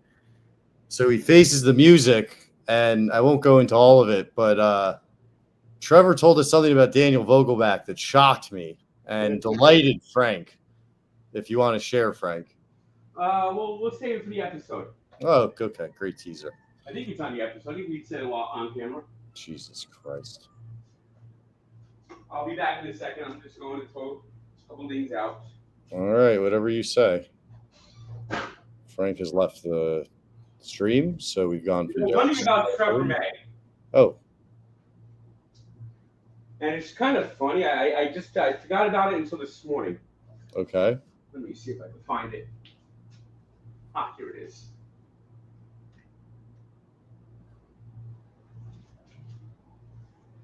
Just for the record, that is a shelf with, I think, 7 levels, all filled with bobbleheads, and it's the tip of the iceberg. I forgot I had this until this morning. I should have brought that up. It's a Trevor May Star Wars Mandalorian themed bobblehead. It says, "May the Fourth be with you." What character? Oh, I love that. What character is he? Mandalorian. Was that on July 4th? No, May the 4th. Huh. May the 4th be with you. May the Force be with you. Oh, May. The pun went even deeper than I realized.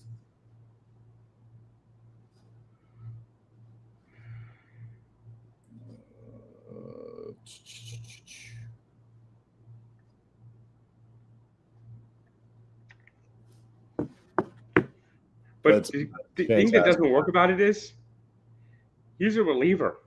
Why does he have a bat? It's not a lifesaver? Is that what it's No, called? it's supposed to be. It's a bat. And Mandalorians don't carry lightsabers.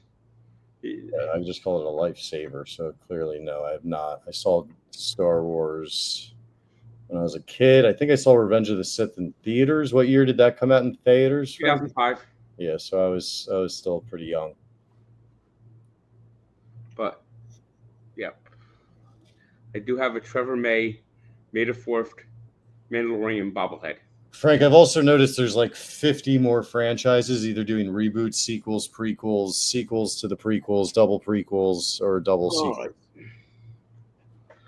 This game is fucking boring. Mets have fucking lost. Which box did I open? Let me fact check that. Bottom 7th. Mets are 5-0. There's no way they're winning. All right, well, let's leave it up to the chat. Let me see what they're saying. New comments. Tops. Are they both tops?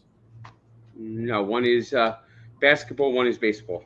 Okay, so I said tops. If you don't want to do tops, you don't have to do tops. But they want tops. All right. Let's open up the base some packs of fucking cards. The Mets. I've got NBA on. This is Topps Update 2023. What are you looking for? I don't know. It's a find. Good answer.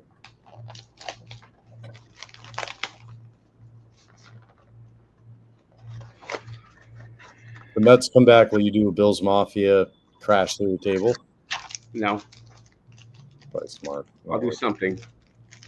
But there's no chance of coming back. All right, let's see. We got the cards.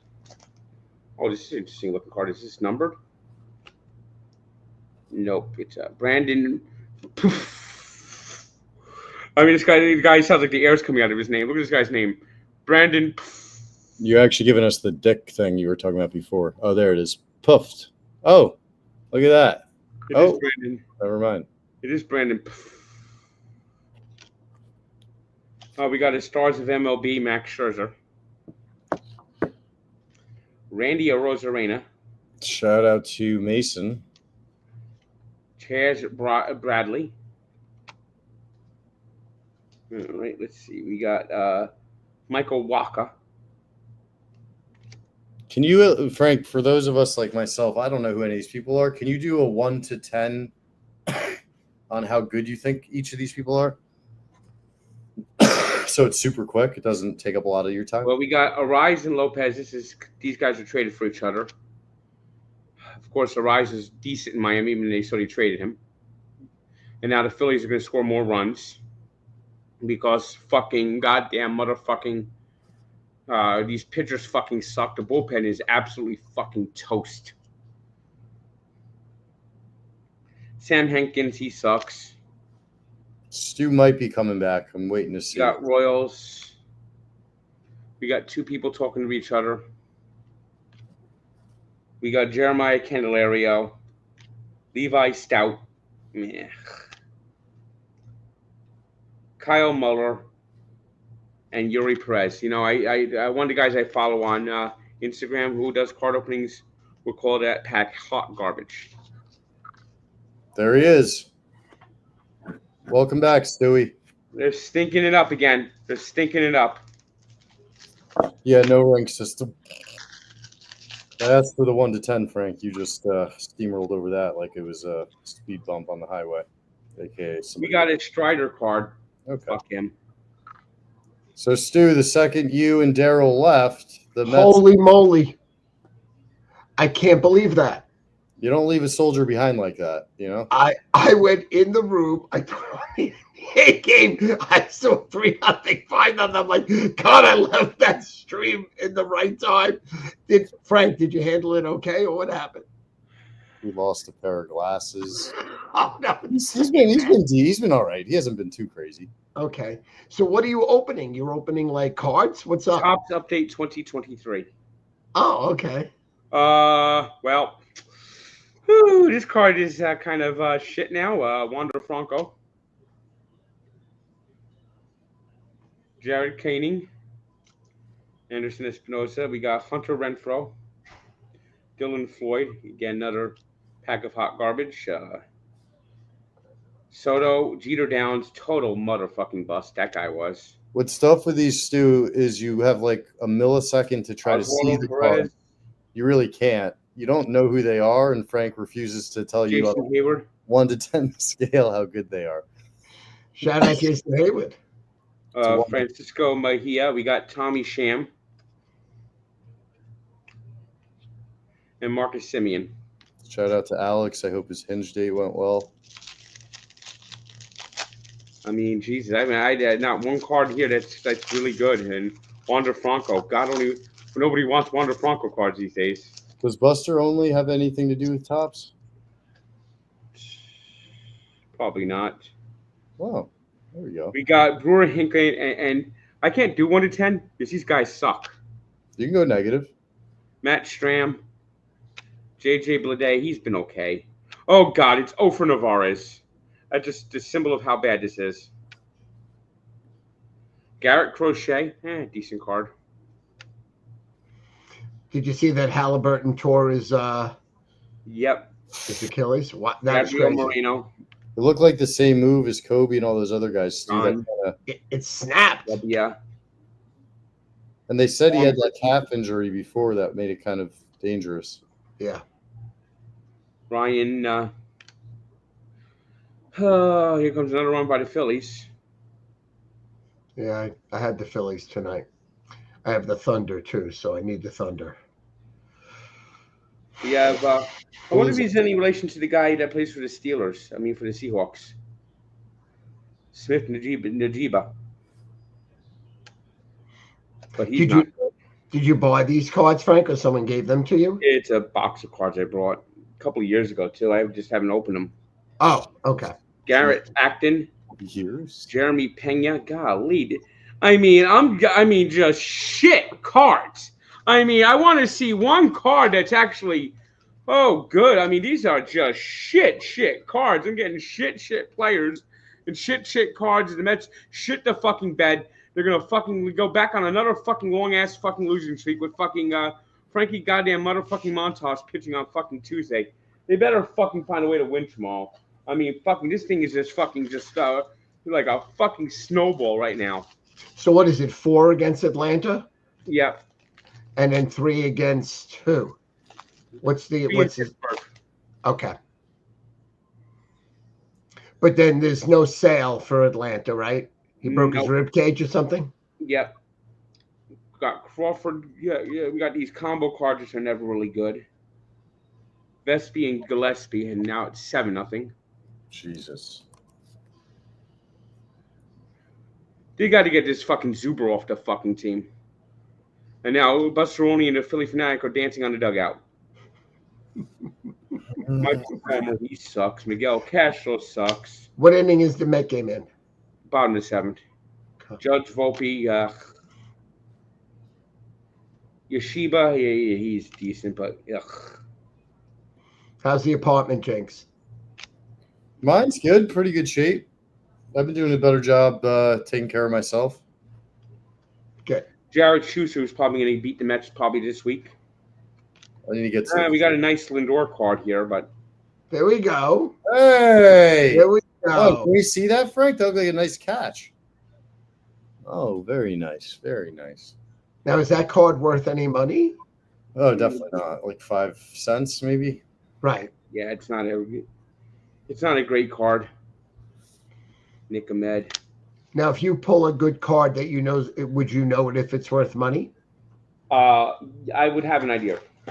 What would that be, Frank? Like a piece of jersey and a signature kind of thing? Yeah, a rookie card or something like that. It would be They'll throw those in those random packs?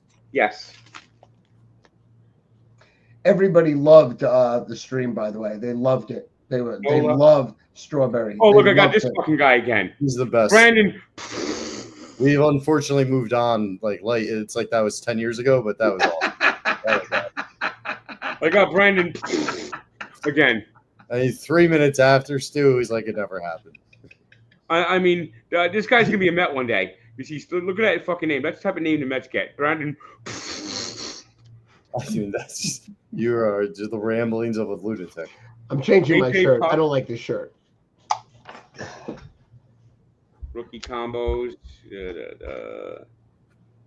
This guy, Seranthony Dominguez, who's probably going to shut the Mets down tonight. Jerks and Profar. Edward Julian. Mitch Haniger. Golly. Hot garbage. Hot garbage. Hot garbage. Hot garbage. Glad we got Stu back. Yes. Yeah. Dude, what do you think of Buster Only? I don't have the opinion that Tank has of him. Absolutely not. Well, I know you don't want to kill the man. I'm just as a normal sports fan.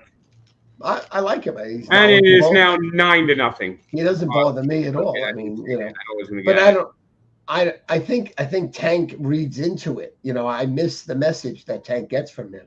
It's almost like a satanic message. Yes. Also, Frank, did you just say it was 9-0 and then you murmured something else? I thought the ball was going out, but the ball was just going on the winning track. Okay, so it was an out of inning. Yeah, but 7-0. The game's hopeless. The Mets have not only lost 10 out of 11. They've been blown out in 8 of those games. Yeah. Let's get it all out in June, and then we have a okay July, and we close strong August, September, and make it run at the Dodgers. Golly. This has got to be the worst box of cards I've ever opened up. Gorman, Connor Wong, Bretton Doyle. That positive momentum, Stu, it's just like a dam that just burst open. I mean, just shit card after shit card. Last pack of a shit box of shit cards. And Frank, when you organize them, do you have like a "these all fucking suck" tub? No, but I'm gonna. I haven't fully organized them yet, but I'm gonna start organizing them by year. Now, even the cards that are poor, do you still keep them? Yeah. So, how many cards do you think you have? Do you have like tens of thousands? Easily. I might even be in 100,000. Stu, you know those like big tubs that you would use if you were moving, kind of? Yeah. He has several of those. This is just the tip of the iceberg. These are all boxes. These are all filled with cards. These are all baseball cards, unsorted baseball cards. It rivals the inventory of a card collectible store, but he lives in one bedroom. How long have you been collecting cards for? 40 years. Wow. And you love it. You legit love it, right? Yep. Not when I get shit cards like this, though. Golly, just shit. He's not even showing it. By shit. Wasn't that signed? No. Oh. Shit. This might be the best card, but this guy's become a bum. Who is it? We don't know who it is. Adley Rutschman. Oh, okay. Thank you, Stu. Frank, what are the Devils going to do next year? Dead last place. Seriously? Why? I wasn't expecting. They're cutting payroll, and they just lost one of the Hughes to the Canucks on the paperwork error. But they're going to sign Thomas Nozick back, and they're going to bring in Stanley Cup champion brother. And just a shitty box of, shit cards. Fuck, man.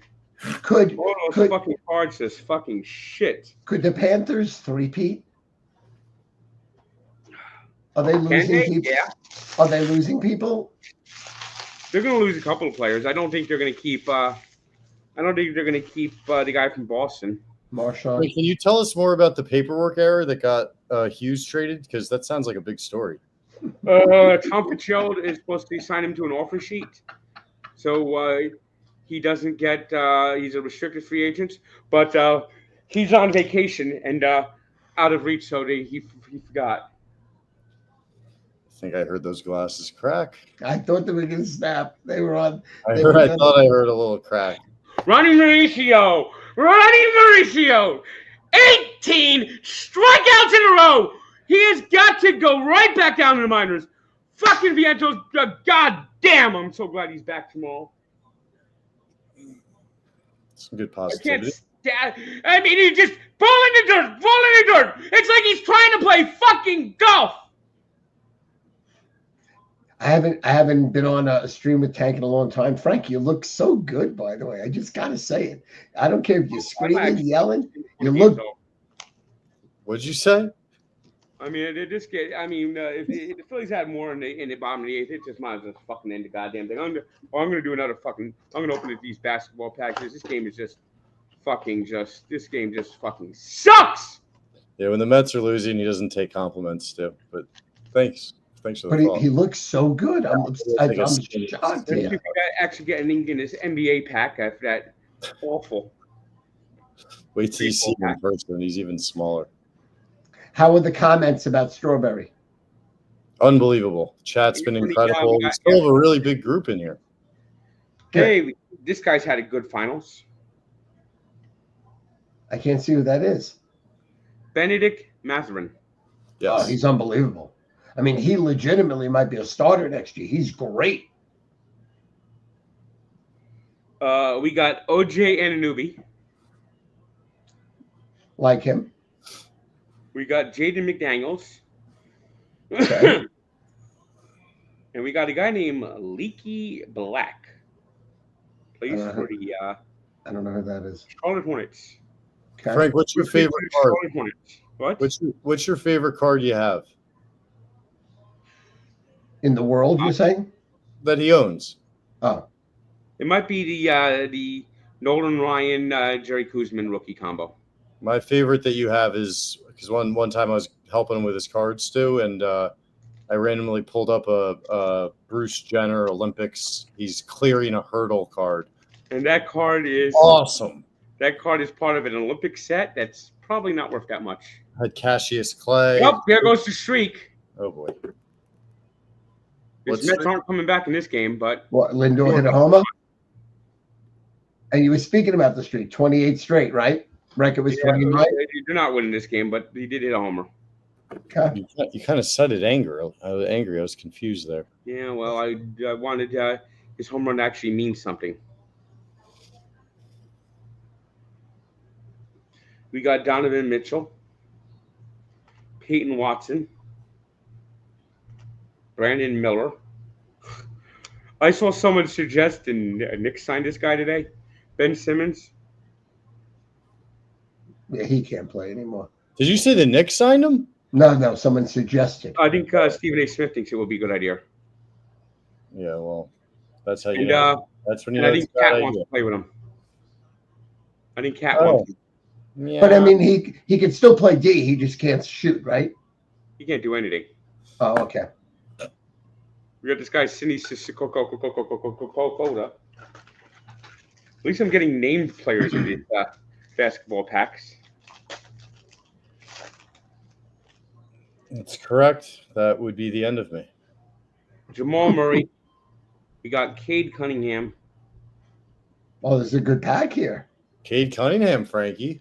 And Murray. Both of them are great. What do you think of Kevin Durant trade, Tank?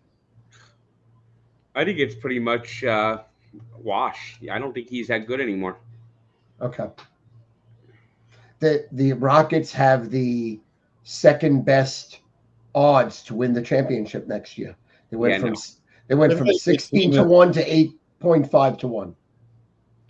We got Kyle Anderson.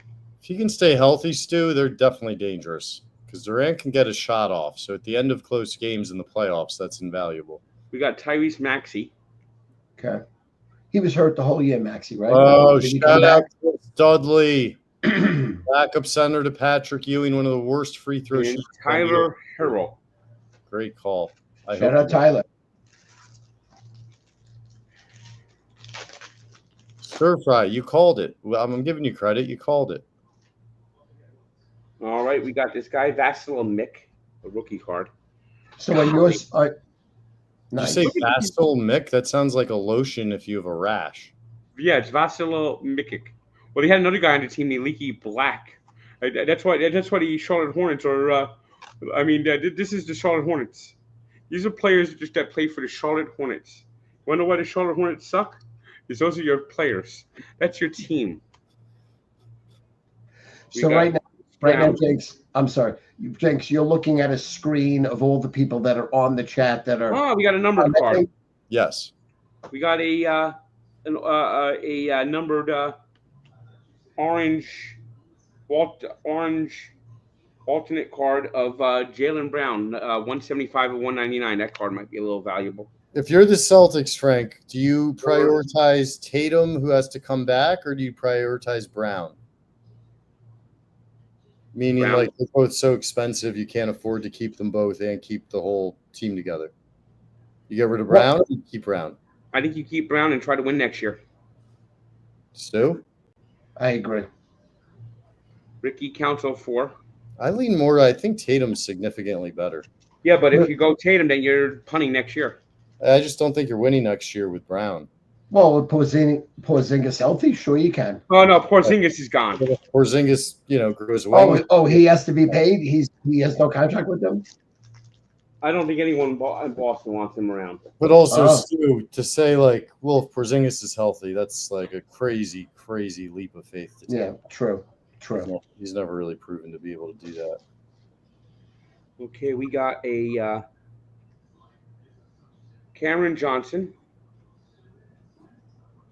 Jose Alvarado. Oh, we got another OG. Shout out OG. OG. Frank broke his elbow once. We got a Sheesh Tatum card. Why, when he high-fived him, that he got hurt of that card.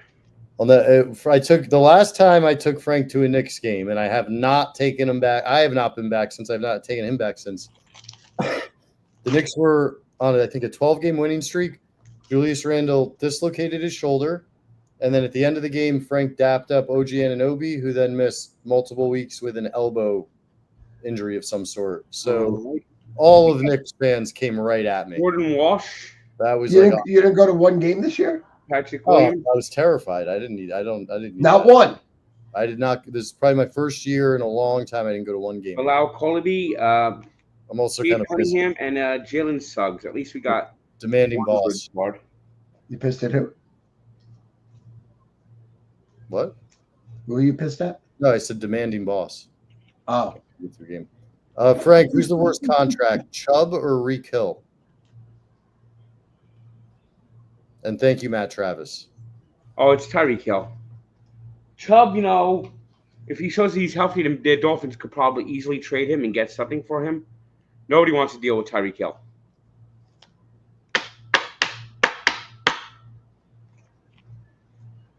Breaking up salt? Nope, putting a card in a hard plastic.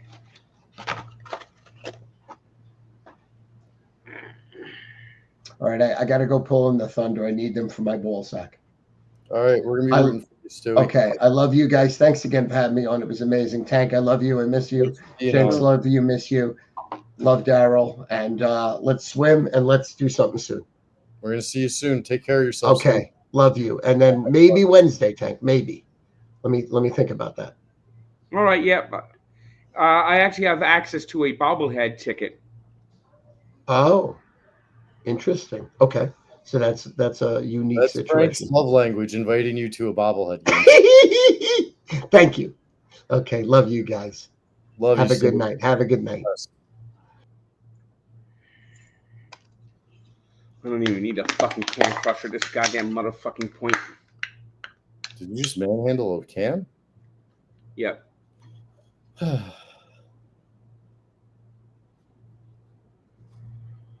Mets better fucking wake up. Tomorrow might be the most important game of the season. It literally might be, especially with Montas going on Tuesday. They always do say that the 78th game of the season is the big one. Traditionally. That means that they're not that Lindor's not going to break that record. That's what that home run means. That's all that home run means. How many games does Tua play this year? 3. And then what happens? Zach Wilson. And then what happens? Lots of losses. Yeah. I mean, I wonder if he'll actually I feel like he'll be so bad they'll have to again panic and bring in someone random.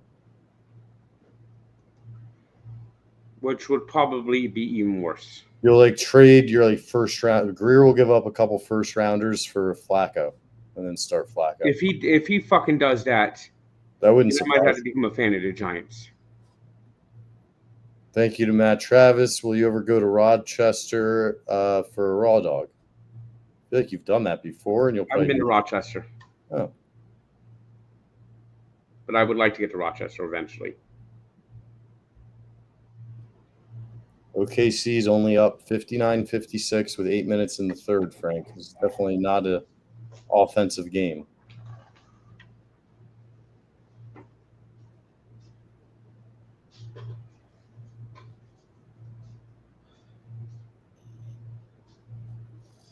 And Frank is taking a brief sabbatical. Frank does not like Skylar Thompson. I loved having Stu on. No, he doesn't. Absolutely not. What's that? Just answering questions for you. Do you have any faith in the Dolphins this year? No, I fucking don't. Yeah, I got that one right. Thanks, man. I'm going to keep doing them. I'm doing them anyways, so I may as well just live stream them. Greg, any thoughts on ESPN curse and the new Buster Balls? Yeah, the Mets are fucked. I guess the curse will never go away, and Buster Balls are here to stay. Patriots still most hated NFL team? Probably.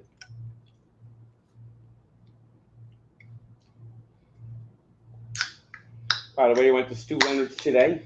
I was going to say, what are you munching on? Went to Stu Leonard's today. You want to see what a proper grape looks like?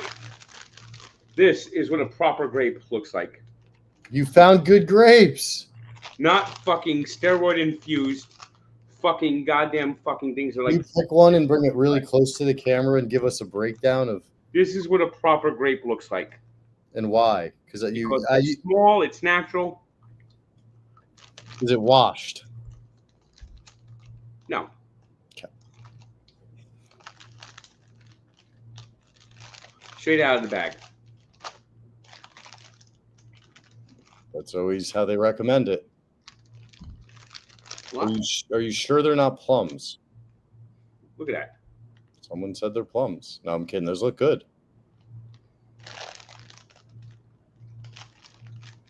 What are cotton candy grapes? I don't know. Never heard that term. These are red seedless grapes, not the fucking globe grapes that they always have at fucking ShopRite. I don't have any thoughts on the fasting stuff. I think a lot of interesting different ways of doing diet, but to me, a lot of it's just an industry for people to make money, and it's not that complicated. You just need to try to eat as healthy as you can and exercise.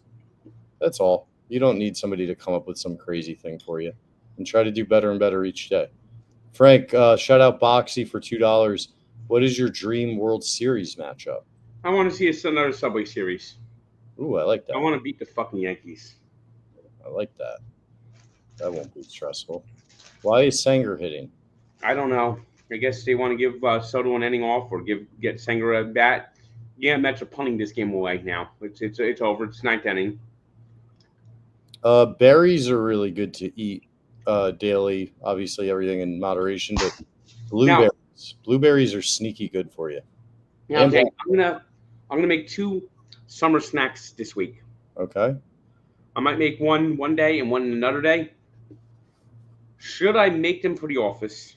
In the office, one would be homemade lemon ice, and the other would be ambrosia salad. Hold on. Boop, boop, boop. Did you just use the S word? Yeah, it's an ambrosia salad. What is on that? Fried chicken and soy sauce and hot dogs? What is that kind of salad? Well, let me get the recipe for ambrosia salad. Someone sent this to me. There's got to be some sort of loophole in here. Is there lettuce? No lettuce. Yeah, I knew something was off. All right, we got the lemon ice, which I'm going to make. I think that's really nice for the office. Everyone's going to be hot, and we know we won't have paper towels in the men's room. I'll bring some lemons in maybe Tuesday or so. You grab some paper towels too. Ooh. What? You know what? I actually got to go to the bathroom. Was that? Oh my God, that was crazy. Frankie just did a little dance move. I think he felt a turtle head popping. So yeah, I'm just streaming by myself with an insane amount of people on here. Happy to answer any questions. Yeah, grapes go right through Frank, apparently. I think Frank almost shit his pants live. That would have been something. Thoughts on the bench press? Yeah, any of those kind of crazy heavy workouts, just don't do crazy heavy weight. And just always think of how much stronger Aaron Donald is than you, and there's no reason to kill yourself. Just have really good form, and it's good for you. Yes, every morning I will be live streaming. I'll keep doing more stuff. Every morning around 5:30, 6 a.m. is when I go live. We got here's an ambrosia salad. Here's the ingredients. I just want to answer this question quickly, Frank. This is TBD, and if you're free tomorrow, Frank will be calling into the Michael K show at 1:30 to discuss some points of disagreement, and we'll see how it goes from there. But the point is, we do not just, kowtow anytime we can get a good walk. We will own Frank's opinions and things he has said. Okay, Frank, let's hear what's in this salad. Well, I even got a pineapple, which I'm going to cut. I don't know how to cut a pineapple, but I'm going to cut it. Oh, God. That's R.I.P. to one of your fingers. I got to get a can of mandarin oranges, some maraschino cherries. Frank, is your plan to cut the coconut to take your big knife and just... Oh, no, I got a bag of shredded coconut. Okay, good. I got marshmallows, heavy cream, sugar, Cool Whip, green grapes. Cool Whip? Cool Whip. So it's a salad that has no lettuce, but it has Cool Whip. Well, you could either use Cool Whip or sour cream. I don't like sour cream, so I'm going to use Cool Whip. Oh, never mind. Go on. And then you can throw in some green grapes, red grapes, raspberries, and other fruits that you could throw in there too. And you just mix it in a big bowl, and it's kind of like a fruity salad called an ambrosia salad. And there's a yacht rock group that's named after it. If Frank got under 300, I would do a celebratory shave my head with him. But I've offered that to him, and he has no interest in it. Frank doesn't give a shit. And this game is fucking over. And more importantly, this game is over. I don't like Greek yogurt either. Ambrosia is like a desert fruit salad. I mean, a salad with no lettuce and whatever. Just get out of here. Well, it's a salad, so I'm making salad. It's a melody of ingredients. Just because it's a melody doesn't make it a salad. Charlie France sent me this recipe. All right, Frank, let's hit another old story that people probably need to understand, because they must wonder, where does all the hate from Buster Olney come from?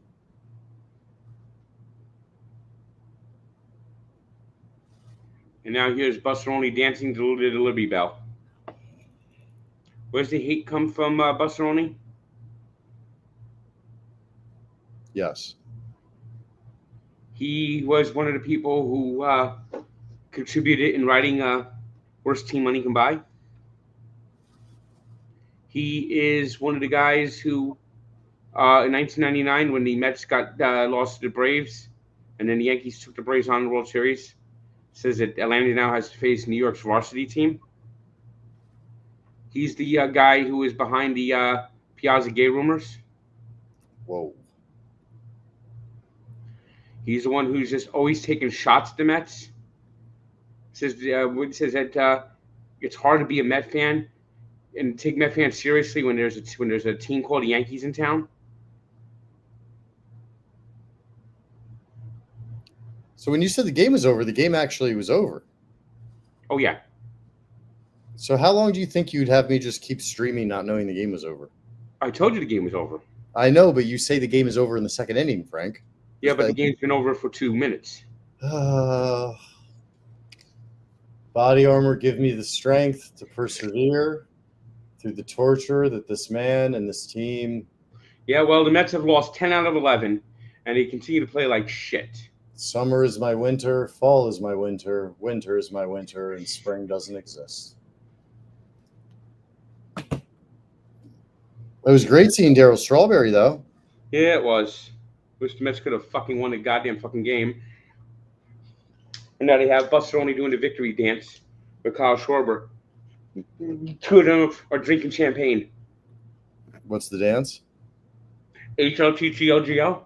Are you going to do your reaction video on the stream? I think that'd be kind of fun for people to see. All right. They might as well. All right, guys. Do it as soon as I ended it. But this is how the sausage is made, boys.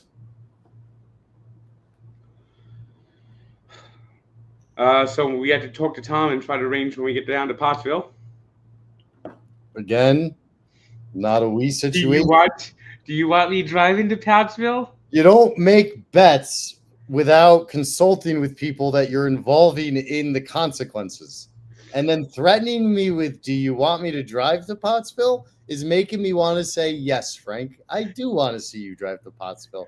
In fact, live stream it. I'd love to watch the accident. It'll be hilarious. You'll be going 30 and you're going to panic and just drive into the divider. You'll be fine. They'll tow you the rest of the fucking way. It'll be a fun walk. We could talk about the Pottsville Maroons.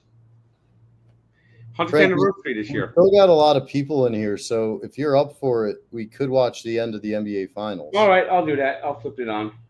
Oh, all right. Well, if you need time to think about it. But I will do the whatchamacall. Yeah, definitely do the whatchamacall. The Mets got to get this fucking goddamn motherfucking thing turned fucking around. I mean, they played well Saturday, but right tonight, right back in the goddamn fucking shitter. And now that fucking streak is over with Lindor. He had a meaningless fucking home run after fucking David Pearson, he was due for a stinker. One bad fucking inning. But then you got the abyss of woe is what you call the bottom of the order. You have Ronnie Mauricio. Ronnie!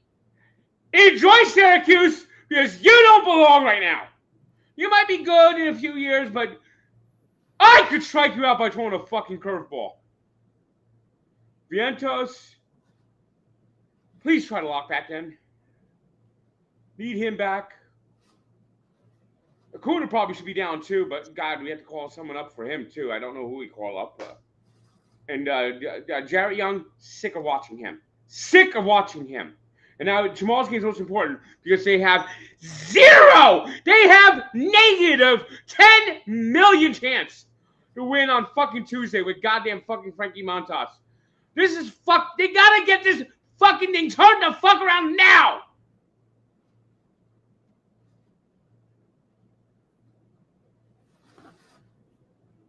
And there's the video. I've only seen like maybe once or twice, and my God, did it piss you off that you made a mistake, like you didn't hit record and you had to do it again? Have you ever done a video that you weren't satisfied with and then done it again? Because I've never seen that. I've done it with walk videos, but not wrap-up videos. Wrap-up videos is always one take. And OKC is pulling away. So the current score now is 75-66. If there's one team that a 11-point lead is not safe against. What's going on with this Wallace Grogan? All of a sudden he's in all these billion commercials. I think you might be ahead of me. Wallace and Gromit? Wallace Grogan, I think that's his name. Oh. He does commercials for Walmart. He does commercials for fucking I guess he's wearing sunglasses. Oh, GoDaddy, Arrow. I mean, what the fuck? I don't even know what they're advertising. Frank, what's the Action Park in New Jersey? Is it still around? It's probably not around anymore. You know Vernon Valley Great Gorge, where the skiing is in New Jersey? Well, in the 80s, they had a water park there. Okay. It was called Action Park. And they didn't care. They just had rides, wave pools, and didn't have any concern about safety whatsoever. Water park in Belgium, Frank. They had the lifeguards at the bottom. You know what it was at the top? Red light, green light system. Anarchy. Those are the best kind of parks. And they would hire like half-drunk college kids. Someone just said basically drunk teenage staff ran the deadliest park ever. Someone just took the words right out of your mouth. And kids died. They actually died. Yeah, it says somebody flew 300 feet off the corkscrew. And injuries, broken bones. It was actually called. They called it class action park, attraction park. These are all the kids that actually end up getting injured. T.J. McConnell, Frank. It's a 9-point game. And it was. They actually made a sort of movie about it. A sort of movie? Yeah. Okay. Movie based loosely on it. Based on a true story and then create a fake romantic storyline in it? I don't know if there's a fake romantic storyline, but it was Jackass people. Oh, okay. The people from Jackass made a movie about it. And it was really bad. It was like kids always got hurt. Yeah, well, that's no good. And it closed in the 90s after everyone's getting hurt, and they tried to bring it back, but it didn't last. Just after it was safety, nobody even cared anymore. Oh, Rick Carlisle's getting fired up. So the way you end quarters, and the Pacers would kill the Knicks with this, is so key to winning big games. They just brick to 3. They're down by 11. Phil Jackson used to say it all the time, but you can go on these 4 6-point swings, and a 6-point game can become a 12-point game or a tie game. It's like a good example. And it all happens in like a minute or two. And then all of a sudden the game is radically different entering the fourth. Got to close quarters well. Don't rush. Don't panic. Good possessions. T.J. McConnell got to the hoop but missed. Yeah, they call it the movie that was made by Johnny Knoxville is called Action Point, which is basically based loosely on Action Park. It makes a ton of sense that Johnny Knoxville would be in that movie, unless they wanted to do it big, and then you get Tom Cruise and he do his own stunts and potentially die at the park. And they made it. There's even a documentary about it called "The Most Dangerous." There's been a couple documentaries, and one of them is called Clash Action Park, which was on HBO. I mean, the park had a whole bunch of nicknames. It was people called it Accident Park, Traction Park. What's the worst dog you've ever had? Did you ever go there, Frank? No, I never got up to. I never went anywhere. The last thing I would ever imagine is your parents taking you to a water park, but I don't know if like a school trip or something. No. Worst hot dog you ever had? I've had some bad ones. You know, that one at that halal food truck was pretty bad. That the very first raw dog was one of the worst. Cafeteria hot dogs are bad. Well, the hot dog at the Prudential Center is pretty fucking bad. Frank, you have to walk with one of them or cancel the show. Phil Murphy, Buster only. We'll throw in Kathy Hochul too. By the way, your People's Eyebrow tweet about her the other day, one of your best. Phil Murphy. It's like a rip him right to his face about that you didn't do anything to fix New Jersey Transit. Nice. Wow. Joe, you're really coming forward with a confession tonight. Apparently this guy had diarrhea in the tidal pool at Action Park. Glad I never went in there. But it was notorious because people always get hurt. Always get hurt. Didn't they? I don't understand though. Like they must have gotten sued into oblivion, or was this like kind of before that day? It's what eventually ended it. It was like 70s, 80s, and then finally some lawyers figured out it was a cash cow. Yep. Got it. It opened in the late 70s. Because nowadays that wouldn't last a week. It opened in the 70s and then closed in the 1996. Frank, what do you think of all the UFO sightings in New Jersey? Well, there are aliens everywhere.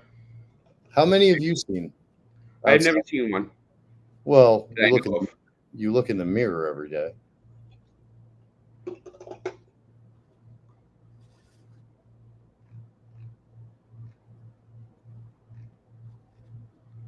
But yeah, they didn't. Basically, they just put rides out there like high and crazy like wave pools and water pools and just like jumps and loops. I mean, they said that they had like a tube, which is where all the kids slide down. Yep, and you like fight each other going down it. It's the most fun when there's no regulation. But they had so many teeth,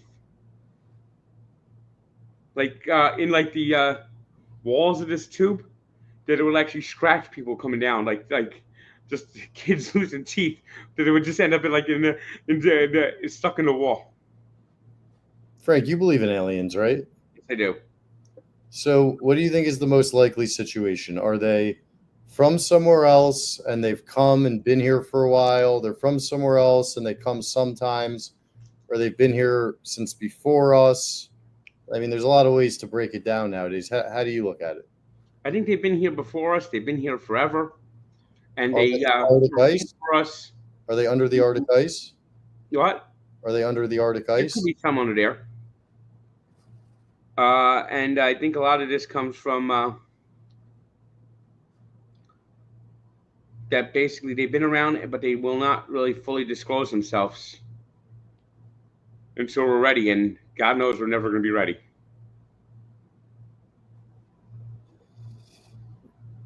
I think they look at us as just being better left alone.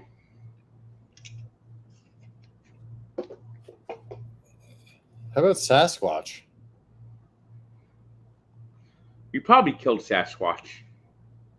You think he was real? Yep. But like, he can't just be one of one. That would mean that there's Sasquatches, right? They could be living in an alternate reality and just occasionally now crossing through our realm. Like fourth dimension? We can't see them. Yep. Do you think there's a fourth dimension? Yep. Do you think you go there sometimes? Nope. I think maybe.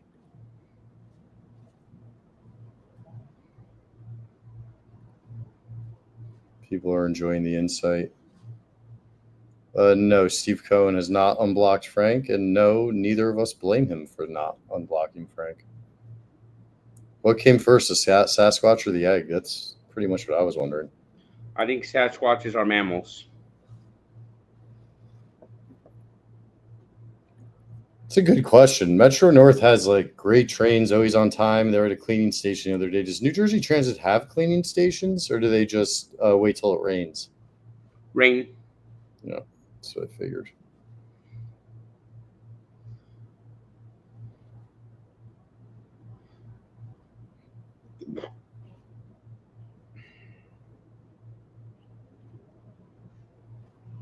Okay, we got a 7-point game with 11.5 left. Oh, wait a second, 13-point game. Frank, Drake or Kendrick, and why? And just so you know, Nikki Smokes loves Drake. I know you guys are close. I don't care. So Drake for Nikki Smokes? I guess. All right. I couldn't tell you And he's throwing I know Nicky's watching. Nicky smokes. He's got your back with Drake. I don't. Oh, this game looks like it's just about over. Let's see. What are we at here? What does the chat think? Is this game over? It's a 13-point game with 11 and a half. Point. Timestamp Frank. 16 point. Oh, I'm going to play behind you. It would have been an all-time loss if the Thunder had Halliburton go down and then blew it. You know who I really feel for, Frank? The wonderful fans of the Seattle Supersonics. I can only imagine if I love them like I'd love the Knicks, and then they relocated, so I kind of let it go, and then that team went on to have the. We're going to a replay, and that's probably going to be Thunderball as we 4-minute commercials.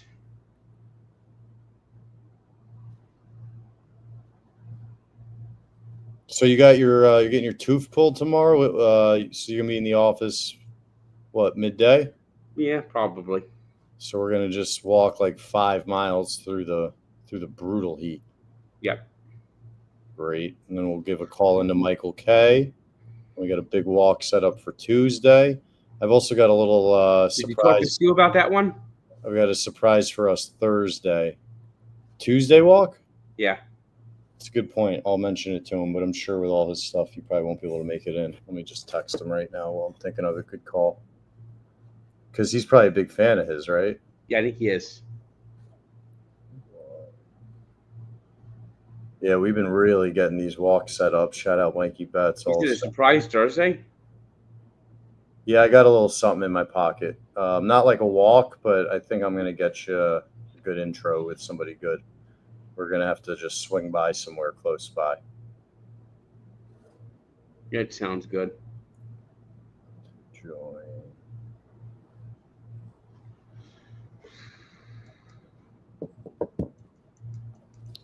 Frank did do a Mets-Phillies recap video tonight. He did it live on the stream. Yeah, I haven't. I'm posting them now. I have it on TikTok already. It's coming up on Instagram and Twitter in moments. Moments away. Can you live stream getting your tooth pulled? I don't think so. Although my dentist is like uncle to Scotty Scheffler. So maybe possible. Can you tell your dentist to tell Scotty that you're his patient? I don't know if he's really that close. It's Wasn't Scotty Scheffler the one on PMT who said that he's obviously one of the nicest family guys, but he loves Stu Feiner content, and he's like obsessed with Stu.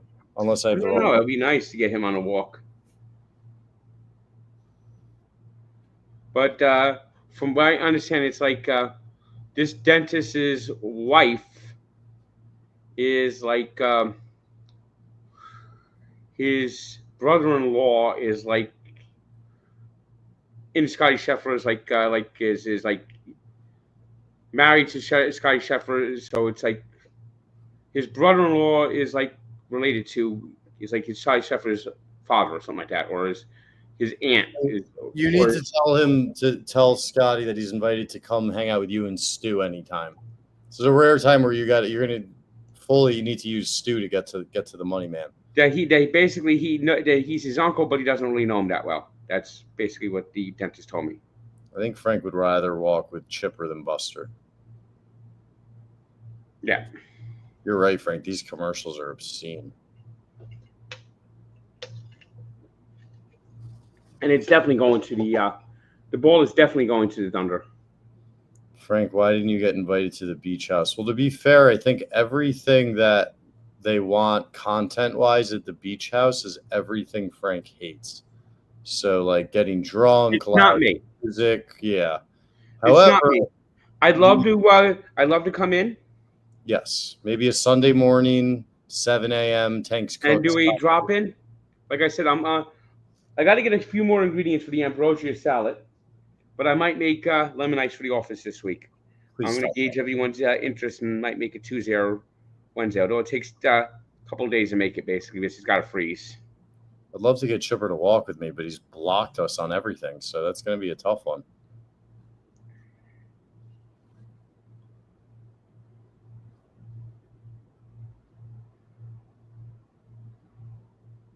Yeah, this is just.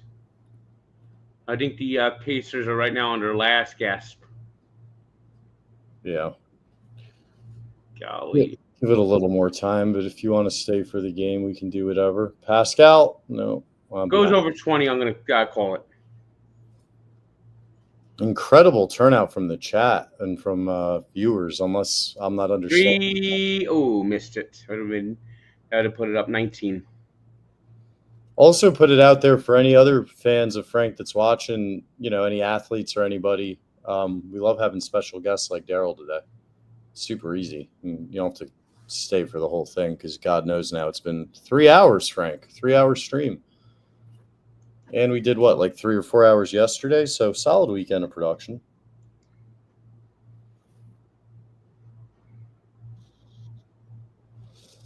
Tom,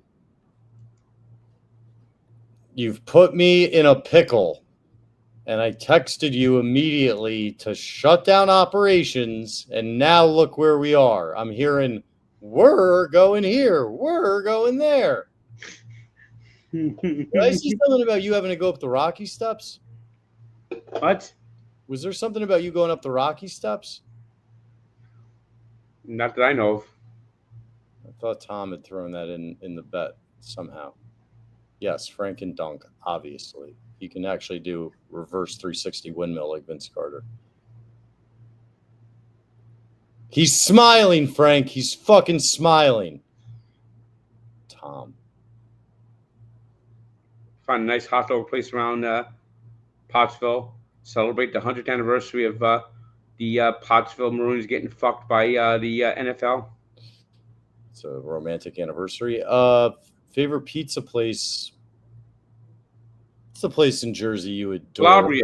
Calabria's, the nicest. I wish I could get out there again soon. I don't want to go there and eat a pizza on my own. I think in America you're allowed to just go by the slice, but I don't know. I think. I feel awkward. Honestly, Frank, between you and me, you should feel more awkward eating a whole pizza. Eating like a slice or two is more normal than just, hey, give me a large, and then you just sit down and put your your little, what's it called? You always put you put your little handkerchief in, your little bib. I don't have 1 or 2 slices because I feel awkward. I'll take the large, sir. Kurt Warner broke the Pottsville Maroons curse? No, he didn't. The Cardinals didn't win anything.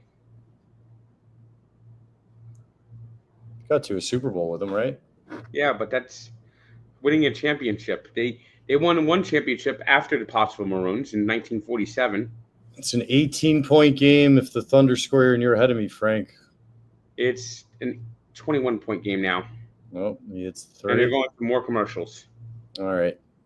Do you want to get some rest? Any last questions from the chat? Yeah, it's running now. This game is over. Congratulations, Oklahoma City Thunder, on winning an NBA championship. Oklahoma City now has a major sports championship. And let's see. The Charlotte Hornets have Bupkis, but they had a guy named Leaky Black last year. Frank, would you throw first pitch at a Braves game?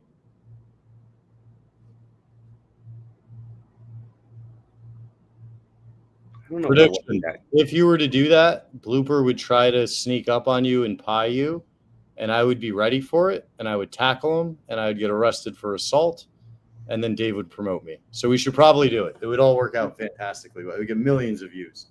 I would not wear anything Braves. If you were allowed to dress full Mets, would you do it? Yes. Any closing thoughts on the Mets, on Darryl? And I'll tell you what. Okay. I'll tell you what. I'd wear a jersey of the Atlanta Black Crackers jersey. What a name. Jenks. That is an actual name of an actual Negro League team. Wow. This is an electric end to the stream. Jenks, look it up. That was their actual team name. Look it up. Shit, bruh. I believe you. And there was actually, I think there was a, white baseball segregated Atlanta Crackers too. But whoo, okay. Yeah. Don't want to put that on your resume if you're playing on that team. Owner must have been real. Yeah, well, you know what? I'm just going to leave that alone, Frank. You're really setting me up to just. It was the 40s in Atlanta, so what do you my think? Head's in a pretzel. Yeah, not a good time. Not a good time. Not. We've had some bad times in our history, and it's. Most people, the team mostly got known as the Atlanta ABCs. Okay, so people tried to. Yeah. Frank, you think you can beat Charles Barkley in a race? In fact, why don't you look into the camera and fucking tell him you can?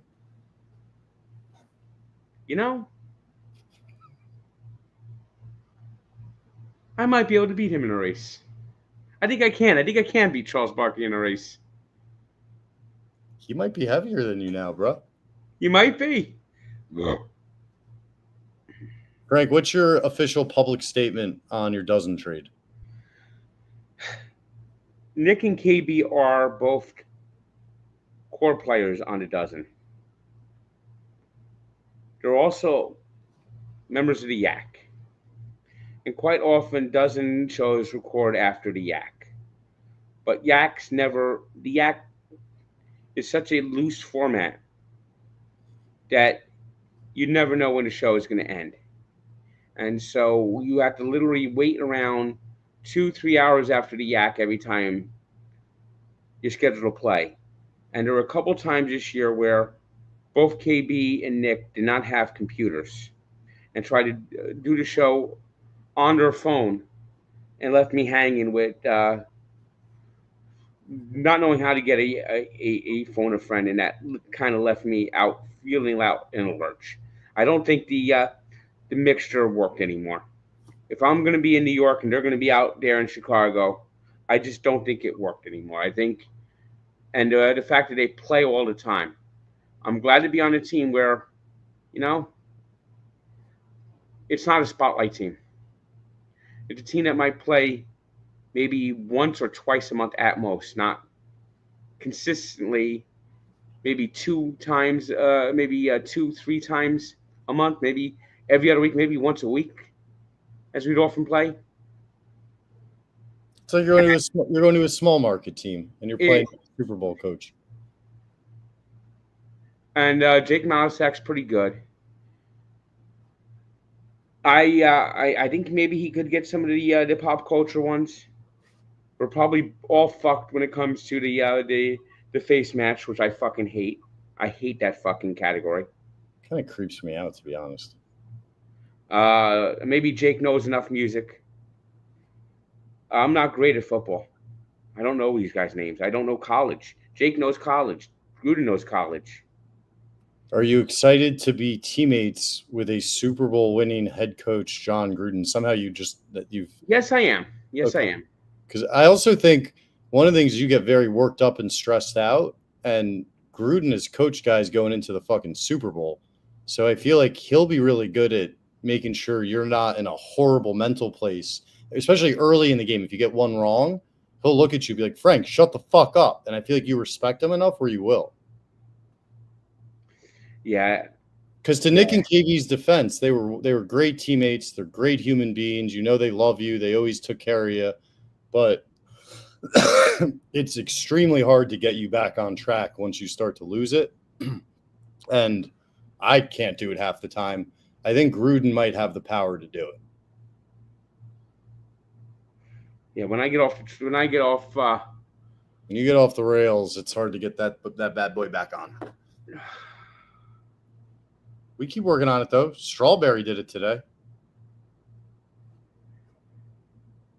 Wish Mets go back on the rails, though. The third rail. Any other thoughts on the Mets, the NBA Finals? The Mets really got to fucking. I'd love 3 out of 4. They can't lose 3 out of 4. If they split 2 out of 4 in this series, they could get back on track. But if they get swept by the Braves, they're in big trouble.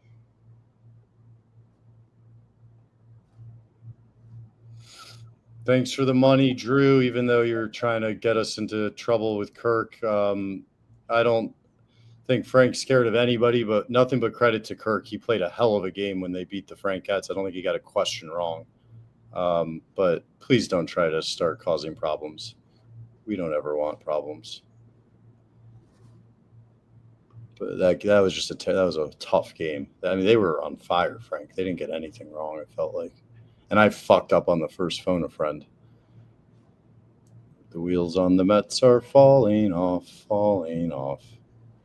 Yep. Chet or Wemby? Wemby. Yeah, I agree. I don't really think that's close. All right, what are the Pacers doing? Are they even making this a game at all? It's 19? It's 19. They just got a rebound off of a missed free throw and now threw a three-point air ball, which was caught by the Thunder and looks like a foul going the other way.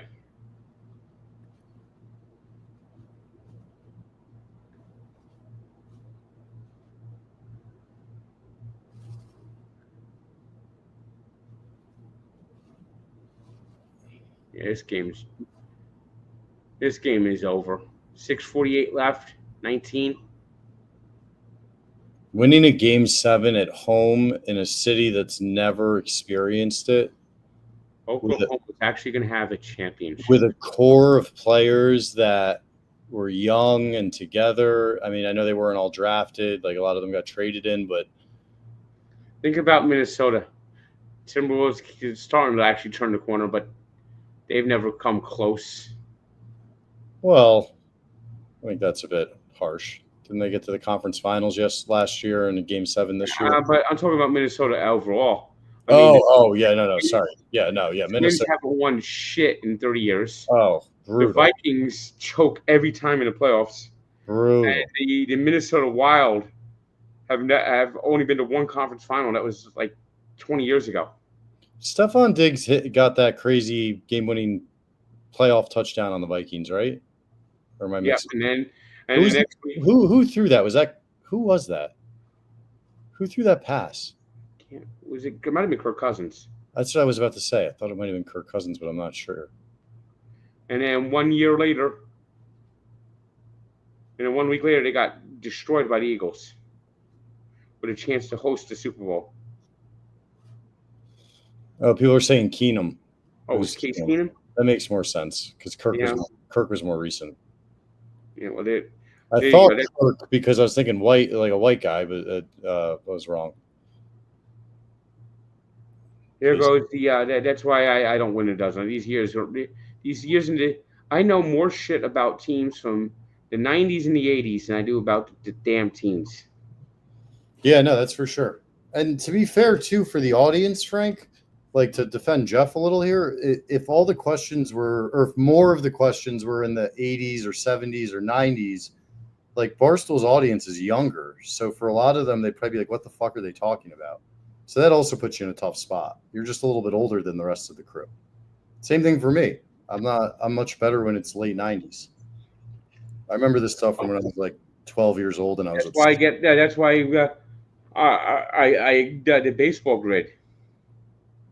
Well, yeah, that's sick when you do that. Anti-team bias. Everyone's defending you. What was that? Said everyone's defending you. They just keep throwing in questions. So until you want to get off, I'll keep asking. Yeah. What does Frank remember the most about the Pittsburgh Pirates? That they got a shit owner. Very nice. That they've had like 4 winning seasons in the last 30 years. That they went 20 years without a winning season, made a couple of playoffs, and then Bob Nutting spent Nutting. All their players left, and they suck again, including Starling Marte. But when the Pirates actually were pretty good in the mid teens, Starling Marte was one of their top players. Are the Pacers about to make this 15? You're ahead of me. Yes, it is 15. But we got a foul, and OKC's now going going to probably be shooting some free throws. Every time someone gets fouled, they roll on the ground like they're dying. It is ridiculous. I even shout out WNBA players get up like much more quickly and aggressively. They've taken on European soccer. Dort got hit in the head going up for a dunk. He fell on the ground, and he's just holding his head, rolling around. And now they're trying to see if it's a flagrant. So this game just gets dragged on and on and on. Commercials, and then the kids in Oklahoma State. Yeah, they go to commercials, and they love going to commercials. And this is why I've lost interest in the NBA. We did a walk with Sasha Banks. Interest in the NBA. Who was awesome. Frank, who are some other women you love to do Frank walks with? I think we should get some more great Frank walks guests. I'll tell you one I'd like to do. Who? Carol Blazowski.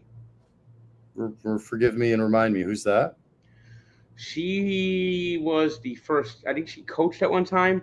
She was one of the first, the first GM of the New York Liberty. Okay.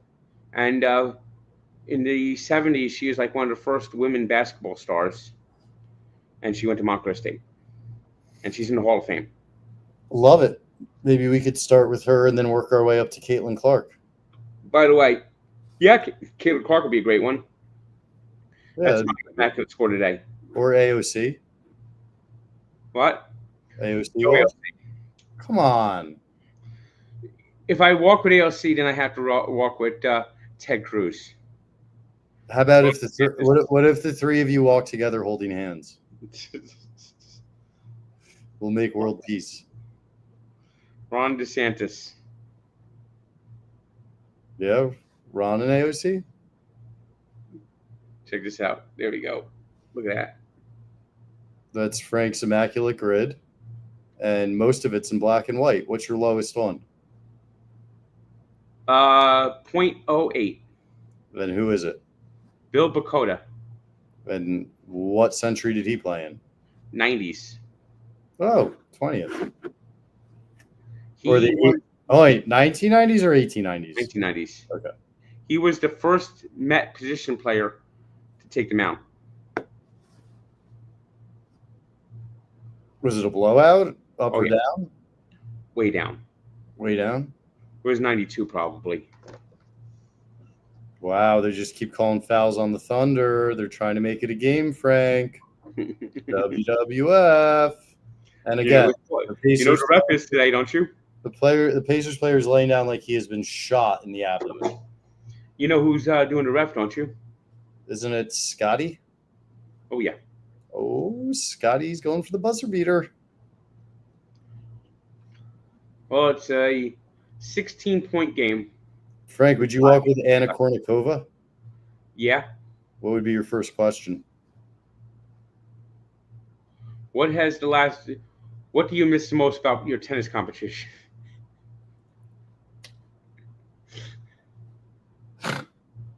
Do you have any other questions? I feel like that's everything. Yeah, I don't think that walk would be very long.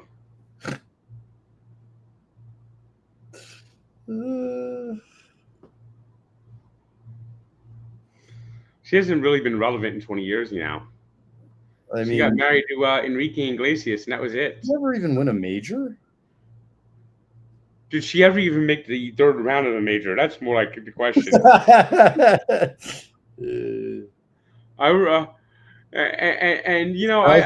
Danny DeVito. I can kind of see both sides here, but I think it was like in 2000, and this is when Serena and Venus were just starting to like really take over the sport. Yeah, where she was selling more merch and it was more popular than the Williams sisters, and she was like. Well, she was getting all those fashion deals worth millions. Yeah, and she was like, gorgeous. She wouldn't make it past. She wouldn't make it past to the second week of these majors. Yeah, but she was so beautiful. So yeah, she was a legitimate model. So you can't really. Yeah, she was a model who played a little tennis. She played the full schedule just because she didn't win them all. Anna, I've got your back, and I'm single, FYI. Would I walk with Danny DeVito?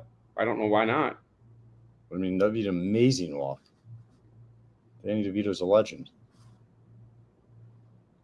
Though I think it's if he walks, then he has to record a new Go Devils video. Frank, would you walk with the guy that created Lester Sodas that almost killed you? I don't even know if he's alive anymore. He looked like he was the Crypt Keeper 10 years ago. They're going back to commercial? Oh, yeah. Oh, my God. These commercials. Well, here's a $25 Subway sandwich. Would you walk with Angel Reese? I think Mikey would be very excited about that one.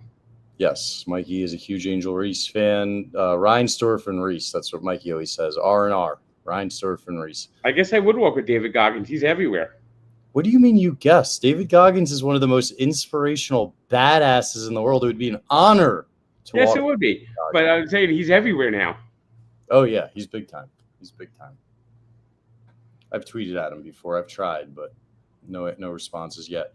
Yeah, we actually have been in contact with Bryce Harper. He's extremely nice and aware of Frank. And it's kind of a TBD. If you believe it or not, he's a pretty busy guy, so it's not that easy, but we're hoping to get that. You know, when Mets just lost 2 out of 3 with him on the fucking injured list. Jack Hughes walk? Oh, definitely. Definitely. Only problem is, might have to get Luke Hughes to walk with them. Why is that a problem? Luke Hughes is a little more talkative. Yeah, no, but then you get both brothers. And, you know. Would you walk with Altuve? Yeah, it'd be nice to walk with a baseball player that's smaller than me. Would you ask him any particular questions about anything particular? How much did just for example, you have something on your arm that every now and then makes a noise to indicate something for you. Would you ask him if he's ever had anything similar? How much did the pitch stealing really help the Astros that year? If you asked him that way, that would be incredible to see how he'd respond.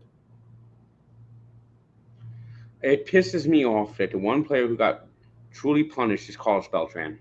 How'd he get truly punished? And I'm honestly asking, I don't remember. Well, he retired.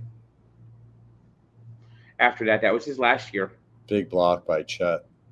That was his last year. And the Mets were going to hire him as manager.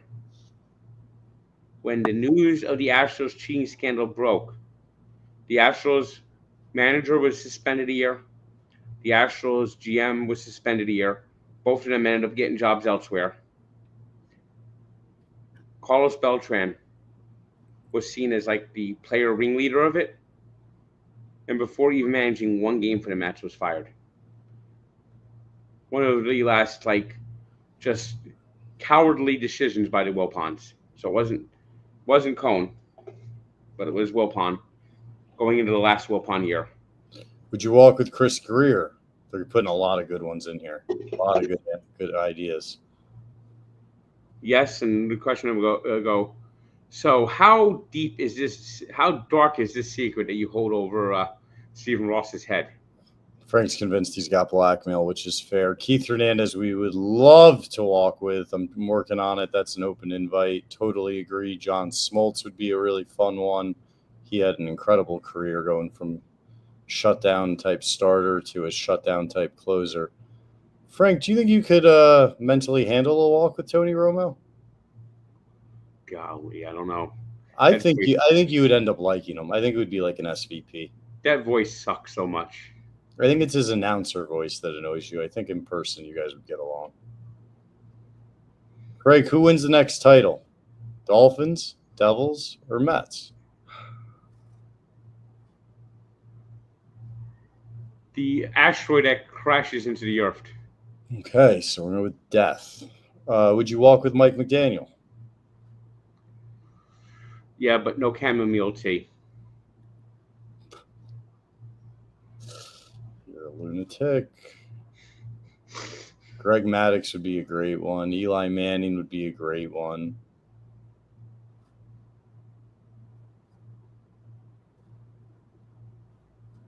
Walk with me. That's hilarious. He does it every day. I don't think anyone would watch that, but I appreciate the love. Beltran does now work for the Mets, but he didn't come back to start working for the Mets until last year. We will not be sending Frank to Iran to settle the situation, but appreciate the thoughts. Yeah, Aaron Judge walk would be great.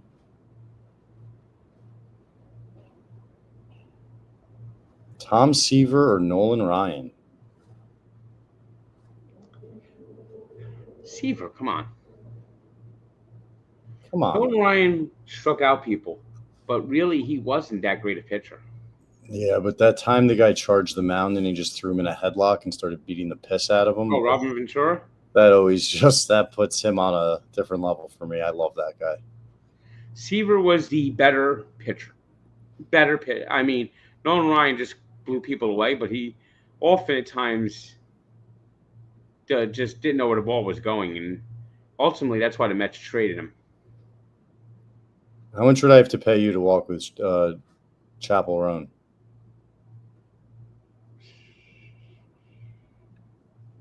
I don't want that walk. Blooper is officially invited on a walk. The conditions are it will be a shorter walk, and Blooper can't talk. So if he's up for just taking a verbal lashing for 5 to 10 minutes and then walking off into the sunset, he's welcome to come.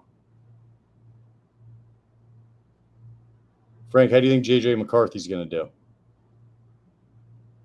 I'm not impressed by him. Say less. Chris Collinsworth, I think we'd walk with, right? Yeah. This is a good one for old school wrestling, which I feel like you know. Do you have a favorite WWE title belt? For me, it's the winged one that Austin had. I think I have that right. I think you're wrong about that. All right. I guess I'm wrong. But I know what you're talking about. Who had the winged one then? Was that just I think that was the Hogan era belt. Huh. But yeah, I think that is the best one. Jalen Brunson, we would love to walk with. You know what Audible I just started? Same with Clemens. You know what Audible I just started? Which one? We don't need to walk with Alex Jones. We work with Mikey Betts. Sorry, go on. Depth of WCW. Oh, that sounds like a good one. I don't think Lee Corso's going to be doing much walking anymore. It's going to be he's going to do one last show. I don't think he's in good health, sadly. Justin almost 90 years old. Jeez. Joe Rogan, I think, is inevitable. Eventually. I'd love to walk with Joe Rogan. Eventually, we have to. I think also Joe would really appreciate, because I've heard Joe talk about people dealing with depression and being overweight and how you can always just do something, even if it's just literally walking across the room. And it's very much what your story is. Joe Rogan is what Alex Jones could have been if he wasn't just totally nuts. Okay. I don't think that's the craziest thing you've ever said.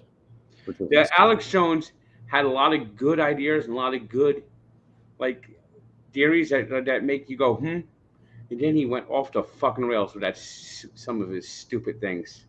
How about Bonnie Blue? Would you walk with Bonnie Blue? Who's that? The woman who sleeps with 1,000 guys in 24 hours? No. Not my type of content. Good job not knowing who it was, Frank. Good job not knowing who it was. I would love a Bobby Bonilla. I guess he means on Bobby Bonilla Day. Well, that would be a good walk. Bobby Bonilla is a prick. Well, there goes that walk. I think, by the way, it's a 12-point game. They're bringing the Pacers back. This is why we're screaming. I don't know if Stephen Cohen was 100% serious or anything like that, but I think someone in the Mets organization might have put the idea out there to just ride into the Bobby Bonilla Day fiasco and bring him out for July 1st and present him with a giant check. And Bobby Bonilla didn't want to do it. I love that. So that just showed that he doesn't even want to play with it. And the fact that he didn't want to do that, that tells me he wouldn't do a walk. I mean, if you had like a sense of humor or something like that, or I hear you. Some people take themselves too seriously. That he should go out every July 1st and get a check and throw out the first pitch on Bobby Bonilla Day. The Mets should go into it. Dan Campbell would be awesome. And Frank knows I grew up a Redskins fan, and then I kind of stopped watching football. But since I started working with Frank, I had to kind of pick a team. And it was before the Lions were good. Frank, you can back me up on that. It was with the Hard Knocks. I fell in love with Dan Campbell, and I've kind of been rooting for the Lions since they were part of my incredible football picking season last year. You know, a question I talked to Dan Campbell about? I don't know if he did actually want to talk about it, but biting kneecaps? Nope. What? So, it is now a 10-point game. I told you. But Chet Holmgren breakaway dunk after a 3-pointer. It's incredible how they score after made baskets nowadays. In my day, Frank, you know what the rule was? The furthest guy from the basket on offense when a ball went up would run back on defense. And I'm watching this replay now, and the furthest guy back took 3 steps forward, and then Chet Holmgren had a wide open dunk. Fundamentals, people, fundamentals. Frank walks with Undertaker. I'm literally working on that. Glenn Jacobs Kane is so nice, and he's working on trying to get us set up there, but Undertaker's tough. Jameis Winston would be iconic, and obviously those two would get along like two. But what I would like to talk about Dan, and I don't know if Dan Campbell will be comfortable talking about it, but I would say this: the Miami Dolphins. Dolphins should have hired him, or kept him rather, and then made him head coach. What are the biggest issues with this team? And I know that you should have been given a better chance. Would you walk with the CEO of New Jersey Transit? Yes. Would you walk with John Rocker? Only on one condition. And that condition is... You do it on the 7? We have to do it on the 7 train. Oh, I love it. I would end up in a brawl. I think we were almost... I'm working on Tony Khan. We've been in contact. I think we were almost to the point where John Rocker walk would have happened. If Frank ever gets to walk with Michael Jordan, my lifelong hero, that would be my peak. That would be my George Costanza. Well, that's it for me here. I think if the Mahomes Rocker fight would have happened, and we would have had that last Rough and Rowdy, or save another Rough and Rowdy to try to save Rough and Rowdy, that walk could have happened. Ooh, Pacers down 12 trying to make a free throw, and missed a free throw. Yeah. The thing with John Rocker, though, is a lot of his stuff is just very angry. There's not even any lightness to it. Well, and of course he played into that fucking stupid Mets fiasco. Yeah. Which Lenny Dykstra also played into. Frank, a lot of fans want you to walk with AOC, and I think it's a good idea. I have to walk with a Republican then. That's fair. I'm saying you, her, and Ted Cruz all hold hands. CEO of New Jersey Transit would be incredible. I think you'd probably have him fired by the end of the walk. Yeah, we do. We're going to get more hockey guys. We're going to do a walk with Witt eventually. We did our walk with Biz. We're going to do some of the other guys. We're talking to an NHL legend, absolute NHL legend, one of the greatest American players ever, that hopefully we can get the walk done sometime in July. Only one of the greatest American, or one of the greatest period? Oh, he's one of the greatest period. That's what. But not only is he one of the greatest periods, he's one of the. That if you list the top 10 American hockey players of all time, he's on that list. Is Kevin O'Connell a top 5 head coach?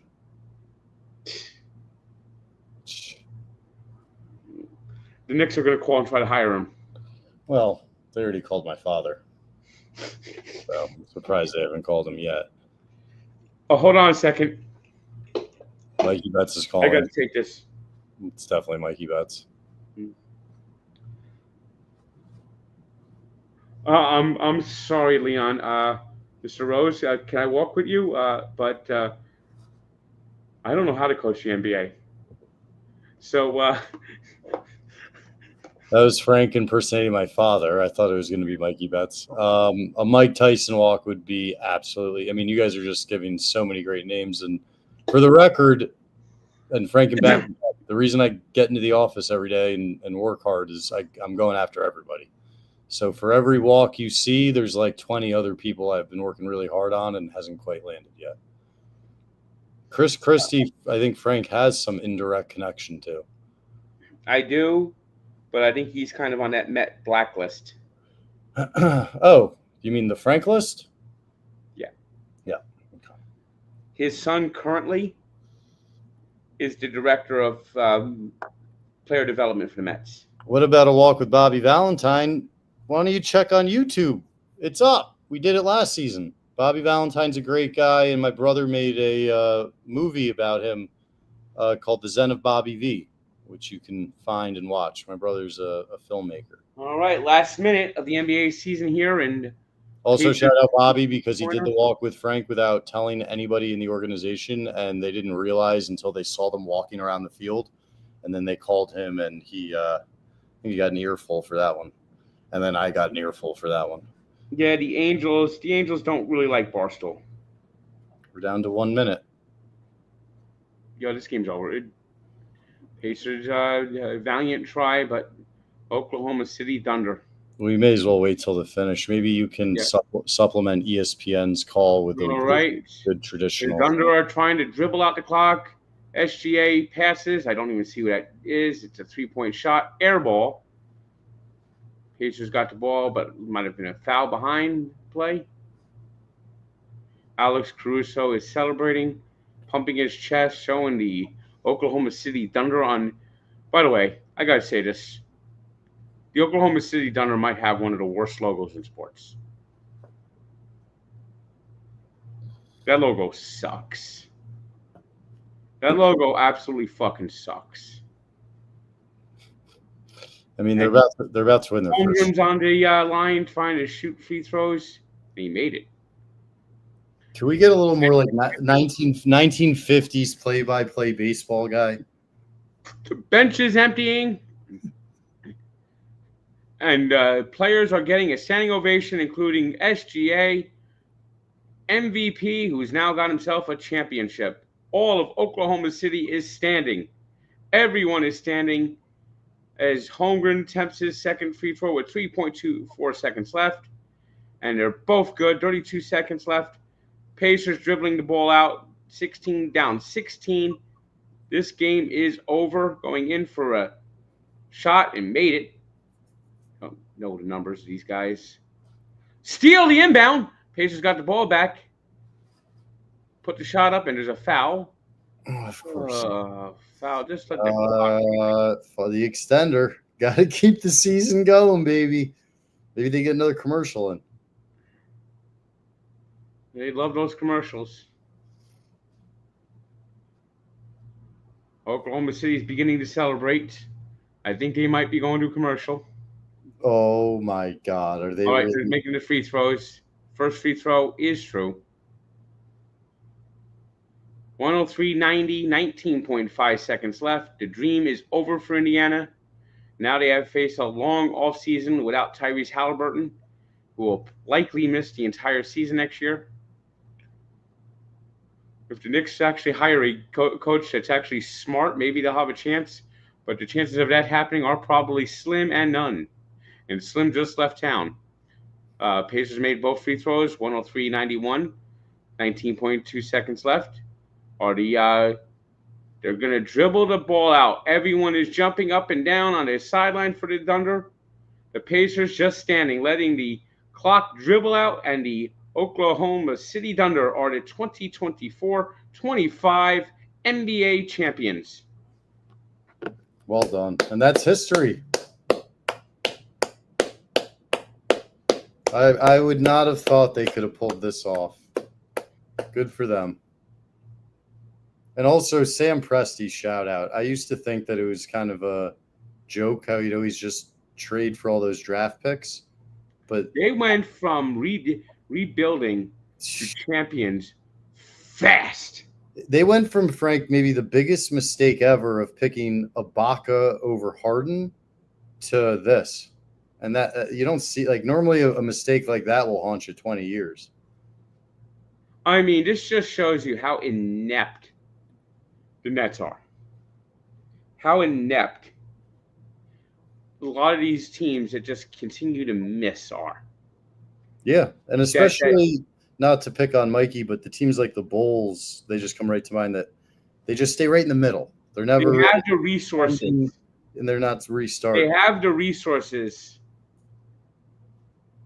I mean, who the fuck wants to go play in Oklahoma City?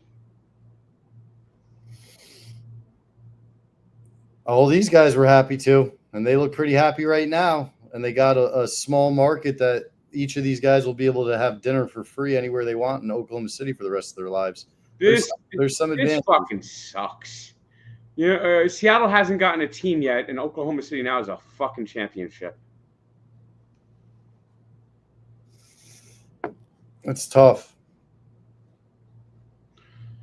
And remember when they moved, Seattle put away their lawsuit with the promise they'd get an expansion team. And that expansion team is going to take at least another 5 years. That means it'll be 20 years without there's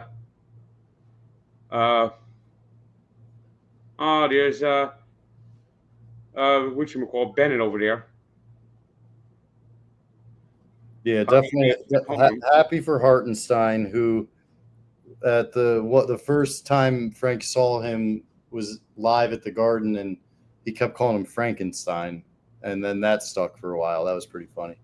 But he's a really, really strong player, and he plays hard. He plays the right way.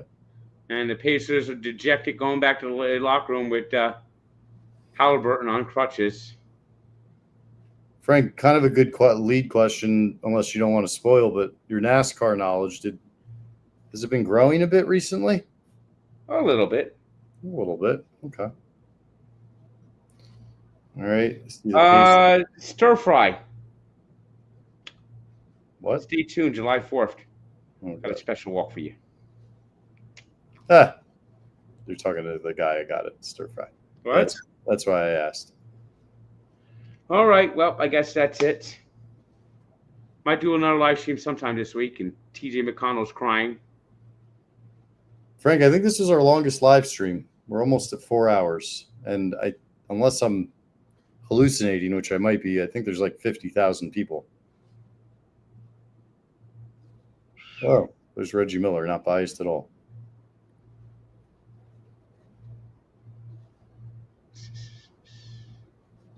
All right. See you guys later. Thank you, everyone. Appreciate you. And thank you, Daryl Strawberry. Thank you, Stu Feiner. Nothing without Tank's Army. We love you all. Want me to end the stream, Frankie? Yep. Any last words? See you next time. See you next time.